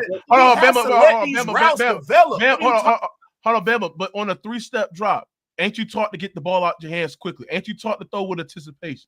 So if you know that your O-line is that bad, you got to get the ball out quick. And they don't always run quick routes though. That's literally all Colorado's offense. It's quick routes. They don't. They try to throw the ball deep too. Colorado's literally top 10 in the country in quick passing game and RPOs. Like, come on, Bama. Yeah, they do run a lot of RPOs. Offense. The whole offense is the quick game with the occasional deep shot to Travis. But I seen Shador take a snap, 3-step drop, nobody open. Then he go run to the right, spin around, take a fucking 10-yard fucking sack, bro. Like his pocket presence needs more refinement. I mean, yeah, Drake May's ability. Hey, Bama. Hey, let me know. Shador got a gun point to your head? Don't tell me what happened. Blink twice we do. Blink twice we do. Let me know. Does Drake May got a gun point to your head? Hell no, he don't need one. He don't need one. Like that's what it is. I mean, Drake May is extending plays with Vidal. We gotta move on. All right, man. Let's get into this segment. Bro, who is this Jelani guy? He been on my dick the whole chat. Like, bro, pipe down, bro. If you want an autograph, nigga, like, who is you, nigga? Like, I don't even know you, bro. Pipe down, the nigga. All right. Look, so this is what I'm doing. All right, this is what I'm doing. We're gonna do a little segment, and basically at the end of the season, it's gonna be who was the best player at each position this season. We're gonna go down the line. Just name your shit. Might get a little hectic, but it's a perk point. We're gonna start with Mookie. Mookie, who has been the best quarterback this season? Oh, I'm not gonna get off of this one. Get your whole face to the camera. It's easily Joe freaking Burrow, nigga. That nigga right now, bro, is having a top 10 peak right now, bro. I'm taking his peak over Elway, over Brett Favre, Steve Young, Montana, right? Who else I'm missing? I don't know. Yeah, I'm taking his peak right now this season over those quarterbacks, bro. Like what I see for Joe Burrow, bro, he's doing something that no other quarterback's done. 250 yards passing, at least 3 straight touchdowns for 8 straight games, bro. No, he surpassed Tom Brady in 07, right? He's the only quarterback with Peyton Manning and Tom Brady to throw 4,000 yards, 40 touchdowns, less than 10 interceptions. Should be in MVP. He the best processor in the NFL. Nobody's on his level. I mean, it's like a gap, and then it's like y'all beneath him. It's like ain't nobody on his level as a processor. And then y'all love out of structure play. Y'all love those out of structure plays, right? He's taking a step in the league of out of structure play. His pocket presence has been unbelievable. That's the best quarterback in the NFL. And matter of fact, overall, he's better than Mahomes. He's the best quarterback in this generation. So, in this bro. You're saying over Aaron, like Aaron Rodgers. Clarify this in this generation. I'm talking about from 2020s and now. Oh, all right. Okay. For the decade. All right. Yes. All right. 2020s and now. Give me Joe Burrow over Patrick Mahomes. All said and done, though. Before it's all said and done, LJ gonna be better than Mahomes. I mean, he better than Mahomes now, but Rodgers. I'm talking about for it's like the QBs of the. Yeah. He got to show. Yeah, he got to show me. Oh my God. Rodgers being better. Yeah, he got to show. I don't know if Lamar's gonna be better. Lamar got to show me him being better than Aaron Rodgers. I don't know. But look, like I said, bro. I got Joe Burrow at quarterback, running back. No, we're gonna go down the line. Okay. So do who has been the best quarterback this season? See, what Mookie said, like picking Joe Burrow isn't the craziest of things. We just separating team records, who's playing quarterback. I think Joe Burrow is definitely amongst the 3 best quarterbacks this season. You drove it crazy. Best in the generation. I agree with everything he said except for best in the generation and Joe. So I'm not mad at that. But I agree with. I do. I will still lean. I'll still lean Lamar Jackson this year. I mean, about to crack 4,000 yards, 40 passing touchdowns, 4 interceptions, cracking 900 rushing. Yeah, cracking 900 yards rushing. I mean, I'd have to lean Lamar. I'd probably lean Lamar, but Joe Burrow's for sure in the top 3 though. He's in the top 3 for sure. Has Lamar been better than Josh Allen? Man, Lamar been better than everybody on in the NFL. He's been better than everybody. No, how? I would have Josh Allen too. I'll have Josh Allen too. Then I slide Joey B. Bro, Bama, stop it. He hasn't been better than everybody. Mookie, stop. Look. Stop. You can't say out of structure, and Lamar has been on fire out of structure, bro. In the pocket, intermediate game, he's been on fire. This is the best pocket passing season from Lamar you've seen by. Listen, hold on. Listen, I think it's his peak, but bro, like, he hasn't been better than Joe Burrow. Yeah, you think he's peaking as a top 7 quarterback for the first time?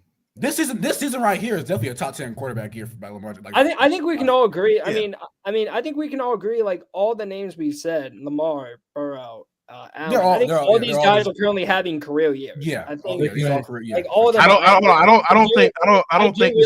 I do really think that Lamar, and maybe it can be biased, but like I do think as a player he's better than 2019. But even the season itself, I think you can say this is better than 2019. I think it is. No, it's way better. No, it's way better statistically. Like it's way better. This is his best. This is his career year. Yeah, this is for sure. Yeah. Yeah. So I think that's all. I think that's all fair to say. Like I said, I think if we're talking most valuable, I'd say Josh. But this isn't most valuable. This is just the best. This is just the best. You want to flip a coin between Allen and Burrow? Not Allen Burrow. Sorry, Burrow and Lamar. I'm fine with it. Like those two have the best numbers. I think I'll slightly lean Lamar, but we're talking like when it comes to Josh numbers, though, we're talking. Great too. I just watched Josh Allen's playing. I think his best. I think. Wait. Did I say? Oh, I'm sorry. Let me rephrase. I did not. Sorry, I meant slightly Burrow. Sorry, my bad. I think I mean slightly Joe Burrow, but all these guys are having career years. I don't want to downplay these guys. Hold on. I disagree, Donnie. Josh Allen's not having a career year. I think he is. Yes, he I is. think numbers wise, I'll let you know. Marshawn's having a Yeah, career. because numbers wise is not as good as like a 2020 or 2021. But eye test wise, he's playing way cleaner football. If you want to say Allen, who has the outer structure play, like eye test wise, to me this is definitely. All right, if you want to say Allen improving his process and not putting, balls. I mean, Mookie, they call him a turnover machine. Mookie, he has 6 turnovers in a year. That's fine, but I think when I look at quarterbacks, hold on. When I look at quarterbacks at their peak, I'm also including the eye test and also statistical feats because I do think you need to play at those heights.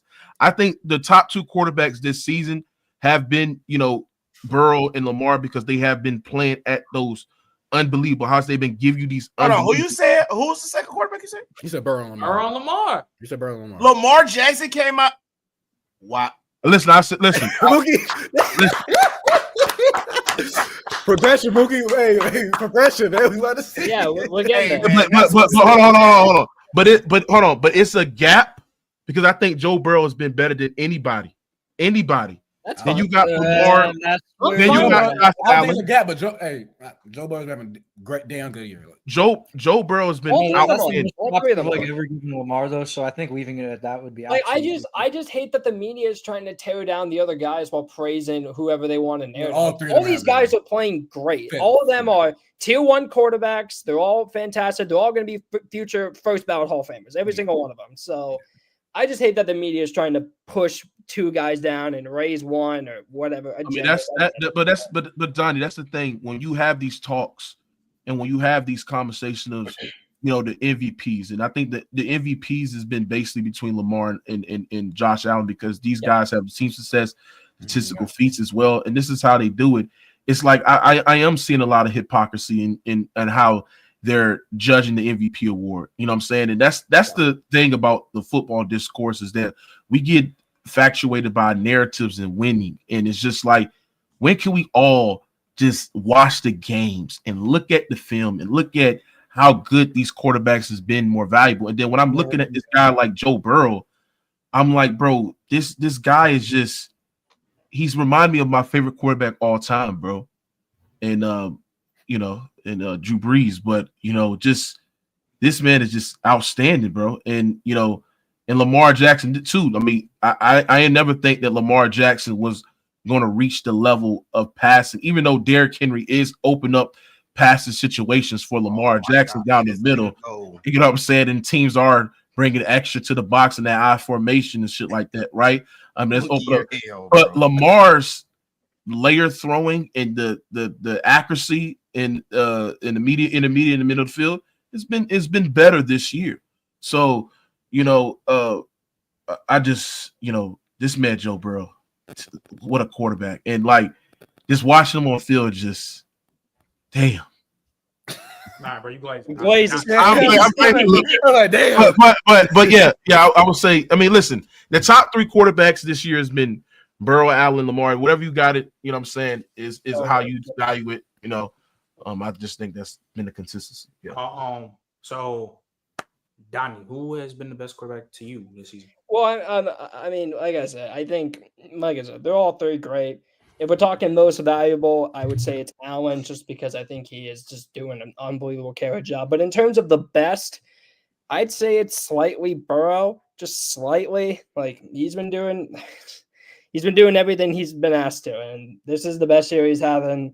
Mookie already covered it pretty well. I don't really feel like I can say much else. I'd say Burrow. Do you think this is a top 10 quarterback peak? Just looking at his skills, his intangibles, what he's accomplished. I don't know if I can say that. If you value winning in your peak, then I can't talk to you. If you value winning and winning championships and Super Bowls, then no. I'm talking about because I separate, because when it comes to my peaks, I don't include playoffs and regular season. I do each differently because those are 2 different scenarios. Like I think peak wise in the regular season, I think Peyton Manning probably has the best peak of all time, but then in the playoffs, that's obviously not the case. So I think I'd separate those. But is it a top 10 peak ever? I mean, I really don't know. I'd have to go back and kind of think about it, but what I can say is it's one of the best peaks I've seen in my lifetime, without a doubt. With the Burrow? Yeah. Burrow, Lamar, Allen, even Mahomes back in a few years ago, like all those guys. Right. Matt, who has been the best quarterback this season? You. Aaron Rodgers in 2011 threw for 45 touchdowns and 6 interceptions. Lamar Jackson so far has 39 passing touchdowns and 4 interceptions, and he's a way better rusher. I'm not saying that he's the same caliber of a passer. That's why I'm saying the eye test matters. In terms of who's been playing the best football at quarterback this year, I think it's pretty clearly been Lamar Jackson. What? I'm looking at this from just a statistical standpoint, just like who's been the best quarterback this year. Hold on. Statistical, Burrows had more yards, more passing touchdowns, and a higher completion percentage. I mean, but That's fine. I don't think it's that much better. And you throwing So when you rushing, hold on, Matt, when you say statistics, you must do your research because when you look at the statistics, Joe Burrow is better than Lamar Jackson. I disagree. I think the statistics is still close on top of the rushing. What do you mean you disagree? Bro, that you have more passing yards, more passing touchdowns. What I mean, who has more touchdowns? But there's more stats to that. Like Lamar has a higher pass rating. Lamar has a higher QBR. Pass rate is flawed. It's flawed. It's a flawed stat. I could say interceptions is a flawed stat. Okay, no, it's not. Yes, it is. Interceptions isn't a flawed stat. No. Mookie, hold on. So you tell me every interception that has ever been thrown in the history of all of mankind football is on the quarterback? It's not. So interceptions are a flawed stat. No, it's not. It's not. Hold on. Then answer my question. Is every interception ever thrown in the history of football the quarterback's fault? Not necessarily, but it's, for the most part, is addictive to your decision making. I think turnover worthy plays are more. It's addicted to your decision making. That's a stat. That's a stat that more. Hold on. Let's say I'm in the pocket. Let's say I'm in the pocket and there's a dig over the middle and it's wide open. I throw it, but the defensive lineman jumps in the air and tips it, and the linebacker picks it off. Is that my fault? Did you throw it too hard? Did you throw with anticipation? Did you throw it right on the money? I have to do what? I'm saying if you throw a dig wide open in the middle of the field and a guy comes up and tips the ball and ends up in interception, you could have threw it with a better anticipation. You could have threw it better anticipation before the middle. My point is, it was the right read. It would have been accurate. It would have been all this stuff. The point is that the ball was deflected, and that's beyond my control, and it was picked. That's what I'm saying. But what I'm hold on, let me say this right quick. Just asked, bro, did he throw it too hard? I mean, you could throw. There's a such thing as throwing the ball too hard. Bro, you can overthrow the goddamn ball. Those are in that scenario. The defensive okay, then Mookie, let me re-ask. Okay, Mookie, let me re-ask you. It's a wide open route. It's the correct read. It's going to be accurate. It's going to be catchable. All this stuff, but the defensive lineman tips it, and it gets picked off by someone. Is that the quarterback's fault? It depends. I gotta look at the play. If your mechanics is throwing the ball, aiming low to the defender where they can be able to deflate the ball, then yes. Let's say mechanic, everything beautiful. Mechanic's beautiful. Everything is wide open. Everything is perfect. And let's say Rashad Bateman butterfingers a catch. Fuck that. And then lands Here's the easy one. Here's the easy one. Oh, okay. Then if that's the case, then no, it's not the quarterback's fault. But when you sit there and say interceptions is a flawed stat. Every stat is listen. Every stat has its flaws. But exactly. Hold on. But when we look at the major statistical dominance, I think it's more dominant statistically if I got somebody that's thrown for over 250 yards, 3 touchdowns for 8 straight games. No other quarterback has done that in NFL history. I think right there is dominant. And you're doing it without a running game. The Bengals don't have no good running game. See, the one thing I can say about the statistical dominance and feats that Matt want to talk about is that Lamar Jackson got somebody open up the middle of the field for him, and that's Derrick Henry. Lamar Jackson got somebody that's stacking the box, which open up past situation outside numbers as well, bro. So when you put that, when you put that all when I said Lamar Jackson, you do know I'm ignoring context, right? I don't know why you're ignoring context. I'm ignoring because the question was who's been playing the best this year. And I don't think Lamar has been playing better than Joe Burrow. He has been. That's fine. That's still a conversation. How can y'all sit there and look at this version of Joe Burrow. Like, I think y'all some Joe Burrow haters, bro. I think all y'all niggas just sit there and hate on Joe Burrow consistently every single time. Y'all niggas hate. Y'all just love on hating Joe Burrow, bringing this man down every single time when he plays good. Y'all sit there and talk about his weapons, sitting there and say how his weapons are elite and shit like that. Y'all sitting there and talking about, oh, he's a one-season wonder and all the other shit, bro. This man is by far the best pocket passer in the league. None of these niggas is on his level as a processor. None of these niggas dissect defense better than him. And none of these niggas are smarter than this nigga, bro. And yet, y'all want to sit there and glorify this stupid ass. One thing, though, Mookie. That's like that's literally the pot calling the kettle black, though. Lamar threw for 5 touchdowns, and the first thing you said, he ain't throw for 300 yards, though. He ain't throw for 300 yards. When he just threw for 5 touchdowns just recently. The first thing you said, he threw for 300 yards. It's about 4,000 passing yards, 68% completion percentage, 39 touchdowns. Joe Burrow, 900 yards rushing. Like, that was against Joe Burrow. Hold on. Joe Burrow is about to throw for 5 fucking K. 5K. Yeah. Hey, about to throw for 4,700. It's close, but I don't think it's a clearing because Lamar Jackson is having that he's year as well. Hold on. Any type of coverages, Joe Burrow's the best at. Cover 2, he the best quarterback at exploiting that. Cover 4, he the best quarterback exploiting that. He is the best. Lamar with his legs. Couldn't you say the same thing about him with his legs? He don't use his legs that often this year, bro. Shit. What? He don't use his legs often this year. You telling me Lamar Jackson used his we go back to week 1. Hold on. What he just did with his legs versus the Texans, bro? Like, come on, bro. He straight hold on. He has more rushing yards this year than he did last year, and we still have one more game. He has what? He has more rushing yards this year than last year, and we still have one more game. Hey, you can say 5,000 passing. Hey, we go to we do total yard shit. Listen. Lamar does not use his legs that often. He wants to. You talking about him rushing the ball 20 times? Yeah, we passed those. Yes. He regressed. But out of structure play, that's still using your legs. That's still using your legs. Listen, he got 900 rushing yards. Mookie, the reason why Lamar is never good enough in your eyes is because he's a runner too, and you always get all infested with these passing stats. You just mentioned Joe Burrow's passing yards. He's about to because passing is more value than running. But Lamar's having an elite passing year. But Lamar's having an elite passing season and an elite running season. Lamar, I don't think Lamar's ever going to pass for 5K, but that's also because he's running the ball a lot too, and he's and I don't think running quarterbacks is sustainable in the long, deep postseason run, bro. But we're not talking about that movie. We're talking about this season. Who's been the best? Oh, okay, listen.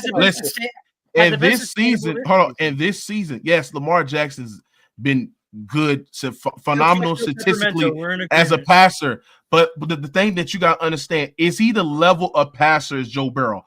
Fuck no. It's a big gap. It's a big gap. Then when I look at it's not a big hold on. Then when I look at Joe Burrow out of structure play, you can sit there and say Joe Burrow's out of structure play is on the level of Josh Allen and Lamar Jackson this season. Boy, New Year's Eve. Okay, so when we look at champagne a little bit earlier, so when we looking at Joe Burrow's ability to step up in the pocket, move left, bro, watch that Titans game. This nigga avoided like 10 fucking sacks in that game. Watch the Ravens Houston game against an elite defense. How Lamar just demolished that defense just with his legs alone. I mean, the Texans is fucking. That's an elite defense in the league. What do you mean? Yeah, the Texans defense is great. That's a real defense. That's elite.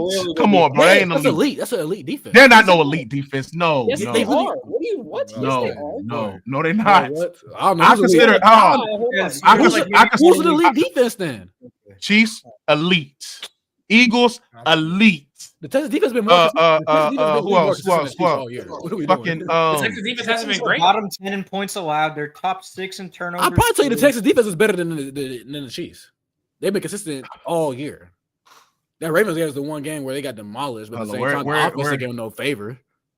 According to PF, hold on, let me see. Oh, here we go. PFF is just so inconsistent, though, Mookie.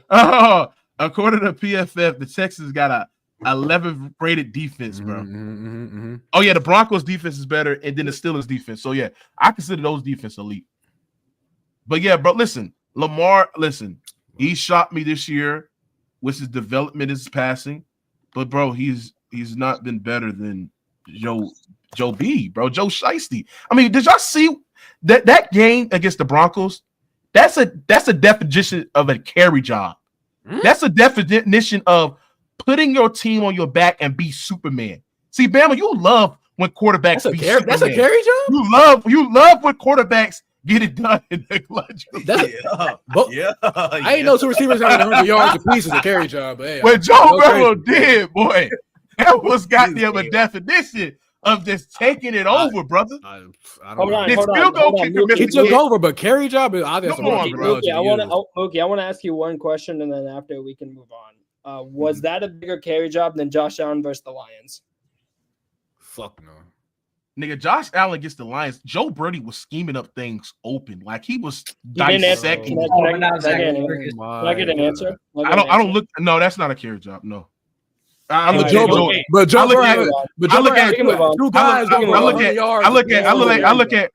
at Joe Brady scheming up fucking thing. He was calling plays out he called plays like his life depended on it. On that, they still got to hit the throws.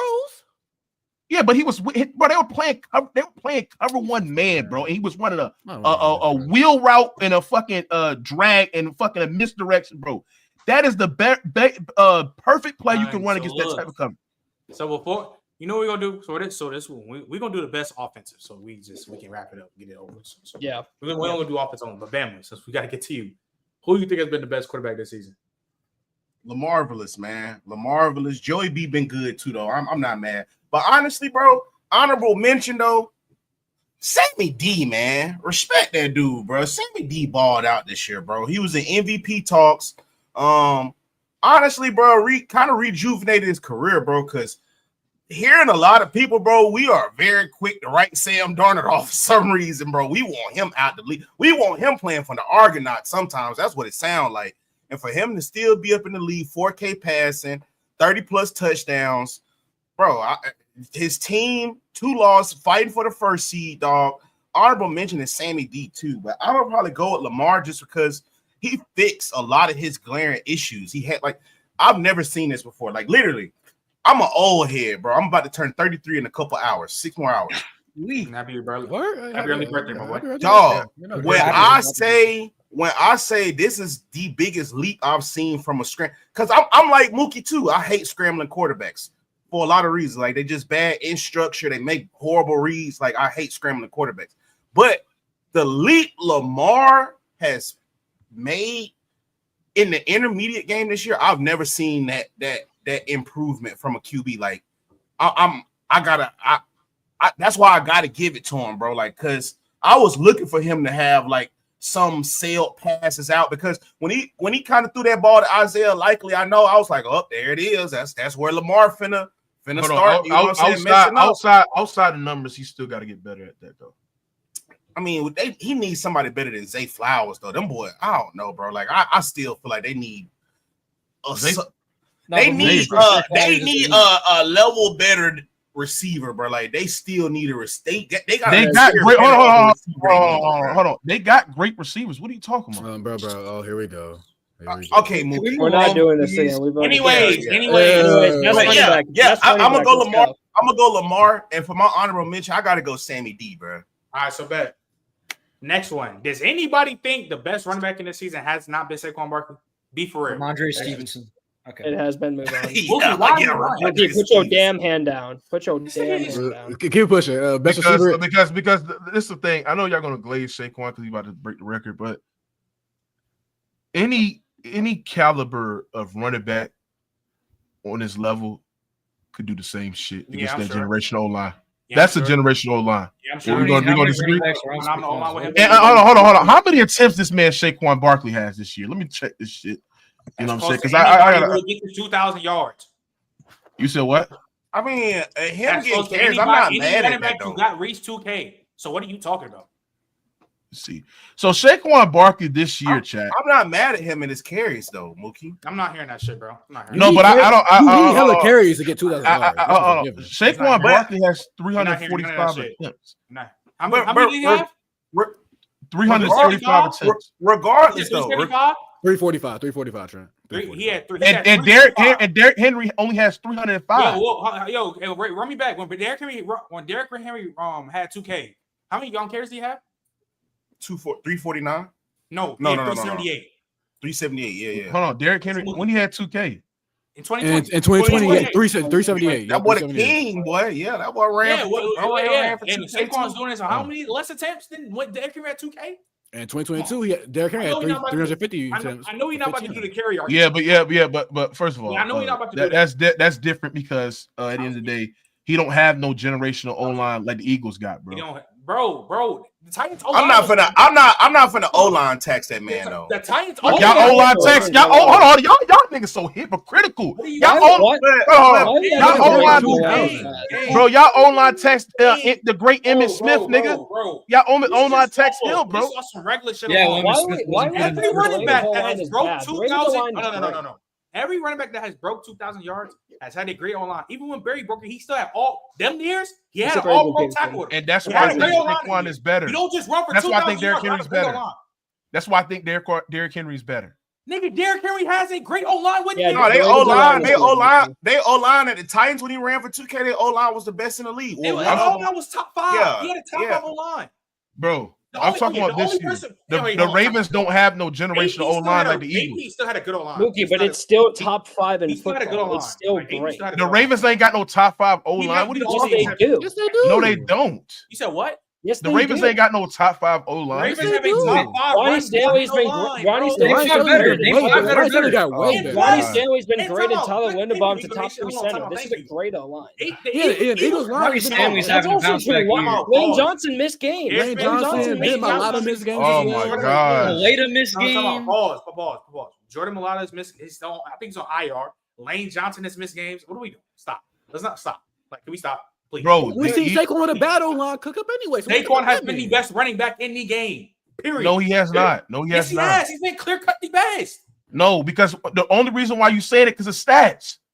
Nigga, you do the same thing for Joe fucking Burrow. No, I'm not. I didn't say nothing about stats. I look at the eye test. I break down his game as a processor and with his ability to take the lead. So Jamar, when I look at Derrick Henry, can't nobody stop Bubba Chuck running down the goddamn middle, bro. Can't nobody stop him off the yards for contact.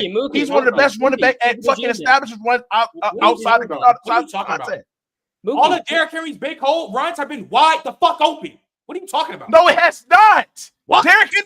Derrick Henry has to be trucking things down in the middle. Mookie, come on. I'm looking at from an impact percentage. Hold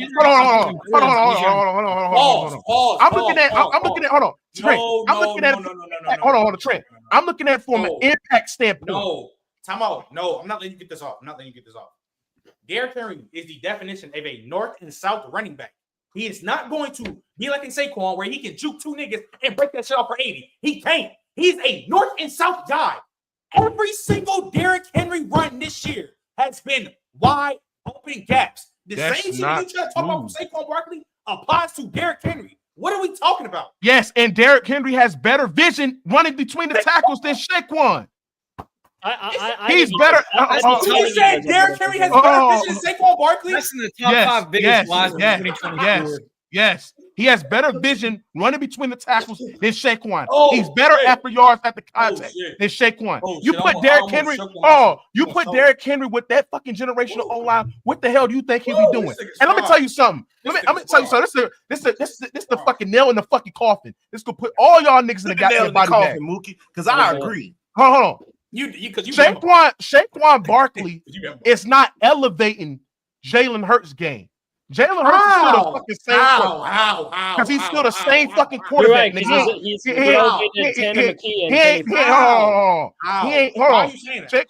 Saquon Barkley is not elevating that trash ass nigga Jalen Hurts. Why are you saying that? Derrick Henry is elevating, helping Lamar Jackson's game better. You sure it's not the other way around? Are you sure the Baltimore Ravens offense? You sure Lamar not elevating that nigga Derrick Henry? We sure about that? How is he not elevating Jalen Hurts? Jalen Hurts is still the same passer. He's still playing with that same inconsistency. He still ain't doing shit in as a drop back quarterback. He still sucks under pressure.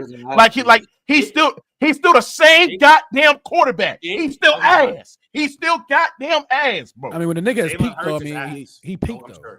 Jalen Hurts been peaked.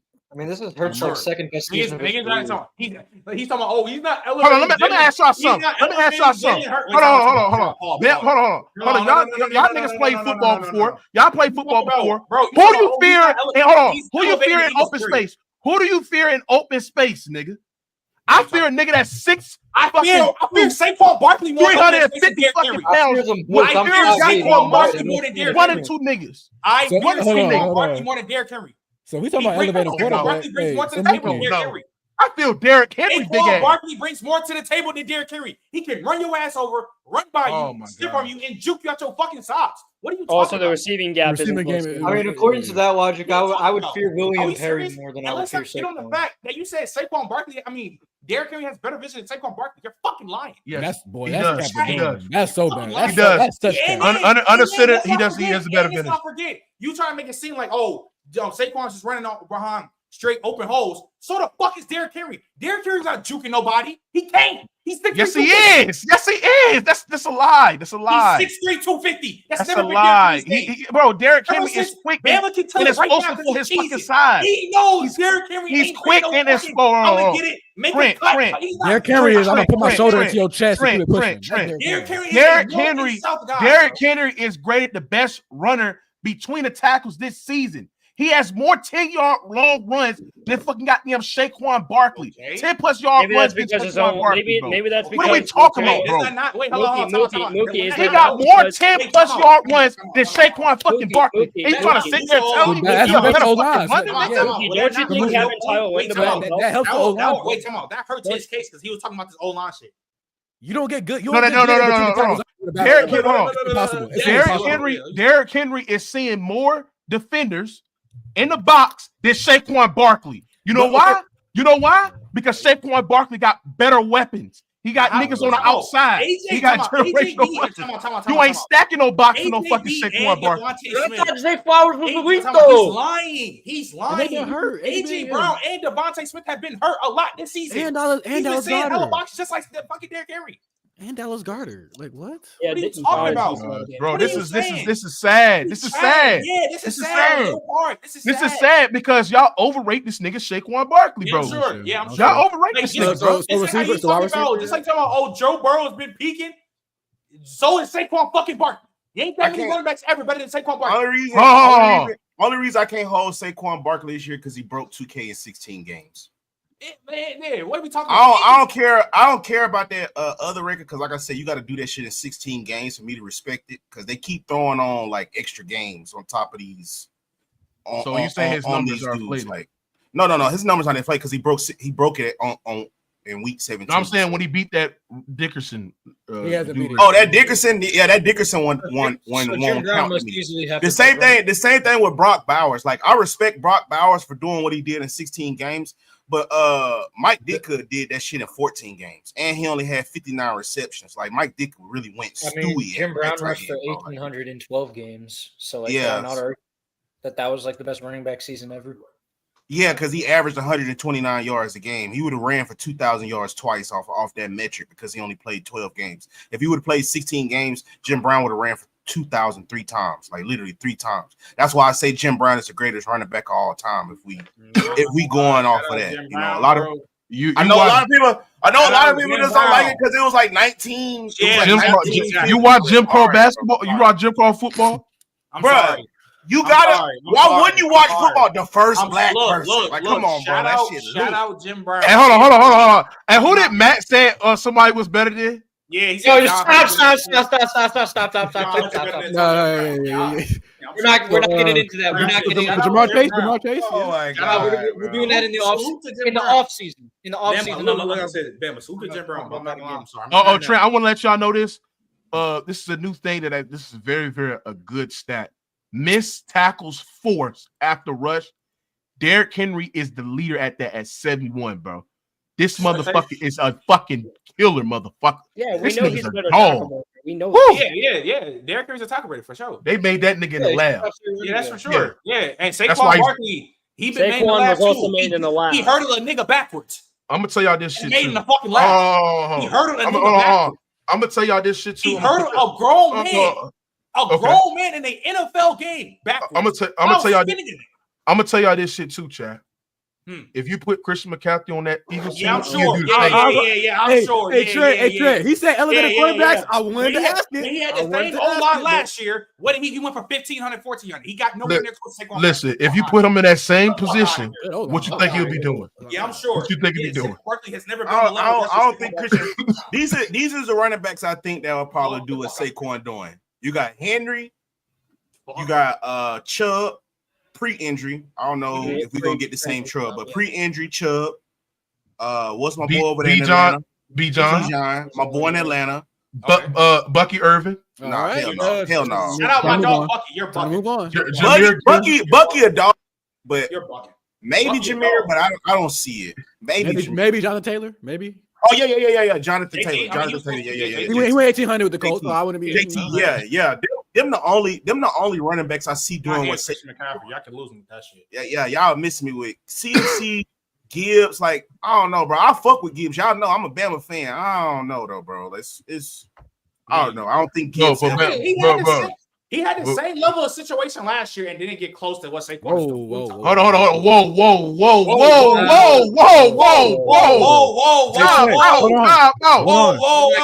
I got it. Hey, Trey. I'm not gonna lie. Even when they hurt, where whistle at? Not here. None of that. Flag on the play, nigga.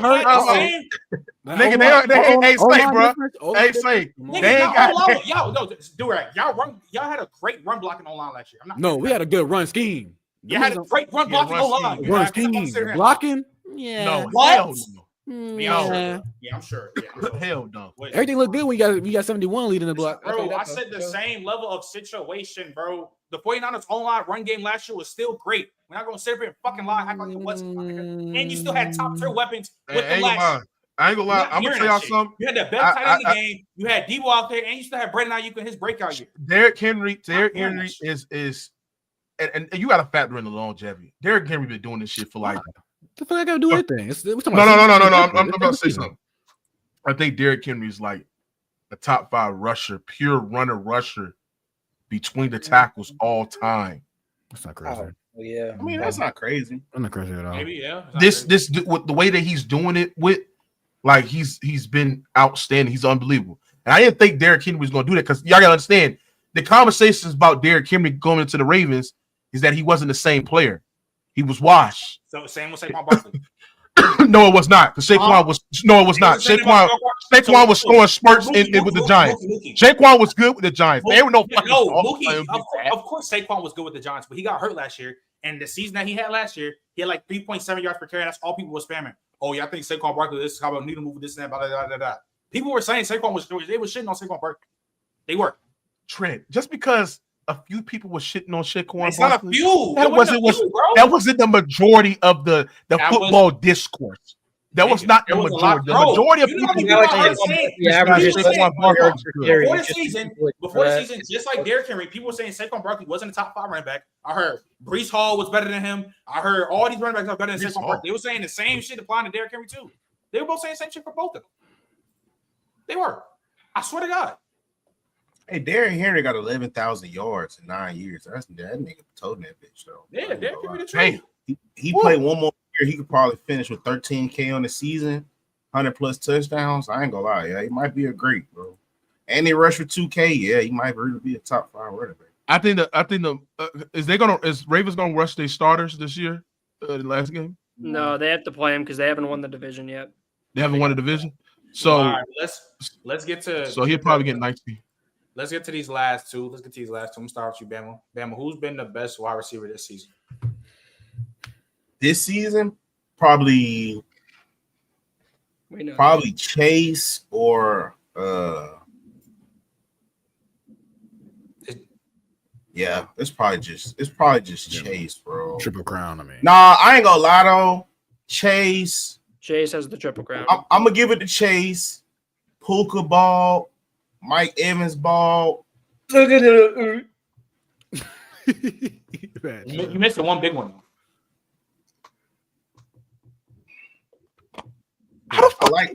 How you missing Jettas, gang? Jettas is Jettas. I mean, Jettas had a solid year this year. Jettas had a solid year this year, but I don't know, bro. He's like second in receiving yards, you know. Yeah, just cool. All right, so all right, okay, all right. Matt, who do you think has been the best receiver to you this season? I mean, overall, looking at who they are, I still think it's Jefferson. I think Jefferson's the best receiver in the game, but if I'm just going to go based off of this season and like apply for how well these guys are playing, like, just ignoring context, like it's pretty easily Jamar Chase. All right, Donnie. Jamar Chase. Next topic. Durag. Yeah, I think it's pretty clear. Jamar Chase. He's triple crown. Mookie.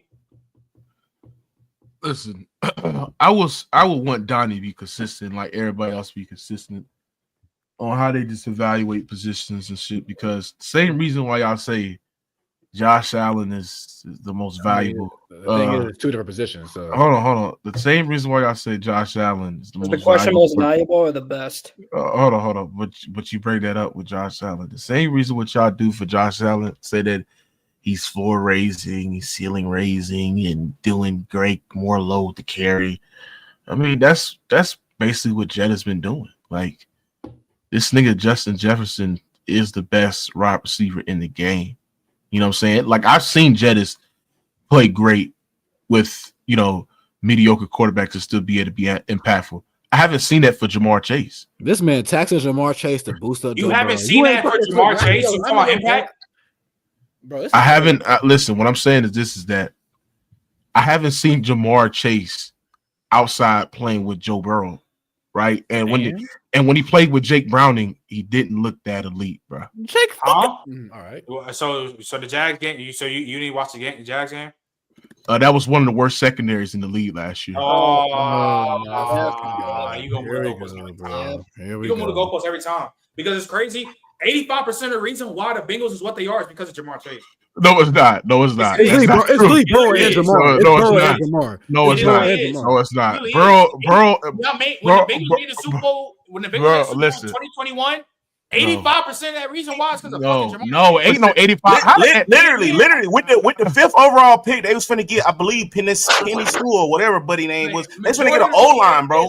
They was literally finna get an O-line until Joe Burrow said no. Get Jamar. Listen, bro. Nigga, Joe Burrow. His knee got blew out because he ain't had no O-line. Bro, Joe Burrow is the reason why Jamar. Hold on. He has 1,600 yards. If Jamar Chase is not on the Bengals are nowhere near what they are right now. 1,600 is they had No. Hold on. This is the thing. Hold on. This is the thing that you know. 1,660 TDs and like he's like what? A big reason Joe Burrow want to say this too, man. The big reason Joe Burrow's having the year he had him because he has Jamar. No. You're not. While we on that, before you say that, Mookie, shout out to Mookie. We're not disrespecting Burrow. Shout out to the state of Louisiana, bro. Y'all got Malik Neighbors, BTJ, Jamar Chase, CeeDee Lamb. Literally, Louisiana, bro, put on with the receivers this year. We produce the best athletes in the world. Yeah, I ain't gonna go that far, but y'all. We going that far. LSU might be NFL. I'm just saying. Yes. We produce talent every year. I mean, LSU is really NFLSU, but we're not really gonna. Well, I ain't gonna say LSU. I just said Louisiana. Fuck LSU. No. It might be. Those dudes are from Louisiana. Those guys are from Louisiana. Yeah. And where majority of them niggas go to? One of them went to Oklahoma. The last elite Ohio State wide receiver was can't guard Mike Thomas, brother. But the last elite is wicked work. I mean, who y'all think that was the elite? Is Gary Wilson not an elite receiver? Terry's not elite. Terry McLaurin. Oh no, he came before. He came before Mike. We're talking about the receiver that was in top 5 combos. Yeah, it was Michael. Yeah, I'm talking about top five. Yeah, okay, all right. Yeah, but about I don't think me respectfully, honestly thinking, I think Judge is a better wide receiver. Like he does everything from a skill base better than Jamar Chase. So I'm gonna still think that he's yes, he is. Everything he got better. He got better hands. He got better hands. Better hands. Better route running. better big catch radius. No, he what? Better What? separated. What? No, he Yeah, don't. he got a bigger catch radius. Better contested catcher. No, he's not. Yes, he is. Yes, No, he is.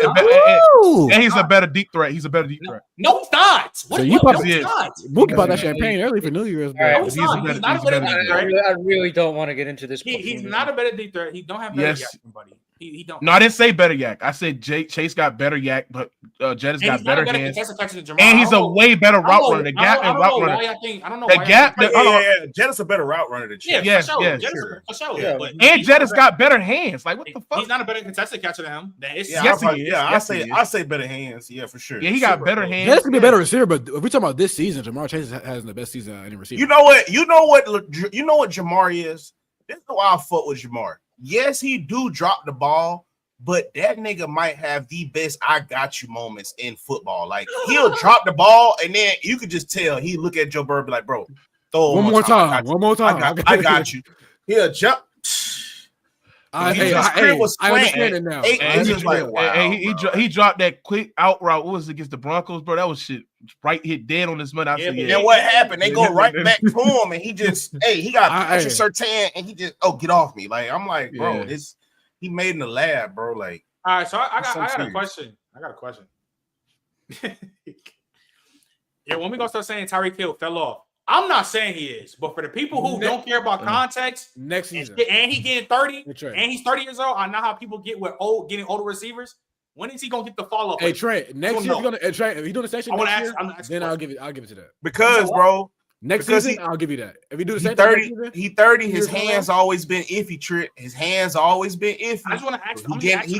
He getting higher in age. His claim to fame is his speed. We all know the older you get, the slower you don't get fast as you get older. You get slower. So here's the thing though, is that this was happening in the group chat the other day. Is like with guys like Devontae Adams, Stephon Diggs. He's still putting on. He's still putting on. It was so quick to say, yeah, no, they're washed. But with Tyreek Hill, it's like, oh, wait till next year. Nah, it's It's crazy. like, No, I'm saying, here's the though, truth. because it's the one None after Tate goes for 1,500, then has a QB change. He still has 1,100 yards, like 8 TDs, still has 100 yard receptions. He didn't really fall off that much as a player. He nothing changed at all. He didn't fall off. But there's context in that. People don't care about that. When it comes to Tyreek Hill, Tyreek Hill has nothing has changed about Tyreek Hill's game. Just been a major quarterback difference because Tua's been hurt. His production's not the same. Now it's the quarterback, this and that, blah blah. He been dropping passes this year too bad. He always been dropping though too at the same time. But I'm just saying though, when is he gonna get the wash label? He fell off. Well, I always get players multiple years anyway. Like Tyreek even with Stephon Diggs, I'm like, I gotta see it again for another year. Let's lock in, please. I don't even think Diggs has really fallen like off. this is the shit I'm No, talking I think Diggs got phased down. Do you see this comment though? And they decided to use Diggs. Do you see the comment? Like that's yeah, crazy. that what are we doing? What are we doing? Because like now I'm gonna get Nico is Fido. He's fine. He's not Tyreek Hill, bro. Come on, bro. Give Tyreek another season. Tyreek doing this 2 years in a row, then I'll give it to you. Because at that point, 2 years in a row, you're in your 30s. It looks evident. But like, come on, bro. Like Nico Collins, what we doing? Yeah, come on, bro. And Nico a dog. Nico top 10, a dog. Yeah, come on. No, it's especially with Devontae though. With this, it's crazy. Yeah, that's because of doing Devontae and Stephon Diggs stuff. Yeah, all the wash labels and all that. They was doing it with Devontae last month. But Tyreek Hill get the same literally. Devontae Adams was here this 2 months ago. Devontae Adams was washed last month, but then in the past 4 weeks, ever since I heard Devontae about to have Adams a K in 13 games. Top 3 in receiving yards. Number 1 have a K in 13 games. He fell off though. Let it be. But Tyreek Hill though. Oh no. Yeah, it's crazy. I'm telling you. But last one before we head out. Durag, who has been the best tight end this year? Oh, see, this is tough. Be careful. This is tough because for a good chunk of the year, I would have gave it to Kittle, but as of recent, the production did fall off. I mean, he still got it. I'm still good at Kittle, even though statistically, I think Brock Bowers is probably having the best year at any tight end. I think eye test wise, Kittle still got it. His production might not be the same. He still got over a K, and we know what the blocking is. I mean, I think it's clear cut. So I'll still go George Kittle. Bama. I don't know, bro. I don't worry about all them yards. A lot of Brock Bowers yards is because it's just nothing over there. Tight end that stood out to me the most this year, bro, Sam Laporta, bro. Like, he might not have crazy yards, but I ain't gonna lie, that boy come up with some crucial catches, and a lot of times in that red zone, you can always count on him to be open. So I like Sam Laporta this year, bro. It was either between him or old boy from Green Bay, Kraft. Kraft been balling out too. Damn, no Trey McBride. Oh yeah, McBride too over at Arizona. He been balling out too. Yeah. I'll probably say between McBride and Laporta for me though. Donnie. Shout out Trey McBride getting his first receiving touchdown against the Rams. But yeah, he's been having a great year, over 1,000 yards. But nah, for me, if you add in the context, I think it's Bowers. Like, this man rotated between 3 different quarterbacks and had Luke Getsy as his OC, and he's still number one in tight ends for yards. He broke Puka's record for catches in a year by a rookie. I'd say it's Bowers. He's probably going to get first team All Pro. Maybe he could be Kittle. Like, he might break Zach Ertz's record too. I think he's 8 catches away. He could, but yeah. I mean, if I'm just looking at stats, it's Bowers. But like, I know with the other 2 positions, I said like ignoring context. But the thing is that like, you could somewhat make a evaluation without context, with like quarterbacks, running backs, receivers. With tight ends, like, there's nothing that can quantify the blocking value that somebody could have. So that's why I would say it's Kittle, because he still has 1,000 receiving yards this year and still easily the best blocking tight end in the league. So, I mean, I would say it's Kittle, but if you want to look at the stats, yeah, like, it's Bowers. Yeah, George Kittle missed 2 games and he right behind Yeah. Damn. Didn't even know that. Yeah. I used to play for times. I used to really play for times like this though, because I'm so glad Kittle's clear cut in the tight end one. I'm so glad. He should have been clear cut tight end one, but no one. I'm so glad. I'm not gonna lie. I'm not gonna lie. There was still people saying it was Kelsey last year because of the. Yeah, I'm playoffs. sure because of the It's playoffs. been like that since. That's it, bro. Like, the if you playoffs wanted is to so say- content. Travis Travis Kelce Kelce never been better. Like, I know Kitto's the best tight end in the league in 2018, but if you still wanted to tell me back then Gronk was better, like, I would get it. That's But like saying ever, Julian ever, Edelman ever was better since than- ever since 2019, he's been the best tight end. And I'll give you that year where Kittle missed game. Was that 2020 he missed other games? I'll give you that. Yeah, Kittle he hurt, missed a lot whatever, that cool. year, But when Kittle's healthy, bro, there's no one I rather has him. I mean, I always thought Kittle's been the best in the league since 2018. There's no one. Well, look though, that that's gonna do it though. You know, we gonna save the defensive side for next episode. That's gonna be a lot more. Appreciate everybody that's been tapping in with us. Oh my God, he just got broke. Good tackle though. But appreciate everybody that's popping in with us, still tapping in with us. We're gonna go live on the college pod next week just because the game's still tomorrow and shit like that. So we still have more games tomorrow. Make sure y'all tap in with that. Like I said, this all season going. It's gonna be nice. The Blux playoff vlog is coming soon because of course we gonna make the playoffs. That's just gonna happen. We're gonna make the playoffs. That's gonna happen. And like I said, this all season content is gonna be nice, bro. No bullshit. Like I said, it's gonna be a great year. No cap. So not Happy gonna New Year's. say sub to the platforms, to everything, and yeah, man, we're gonna catch y'all. We out. Deuces.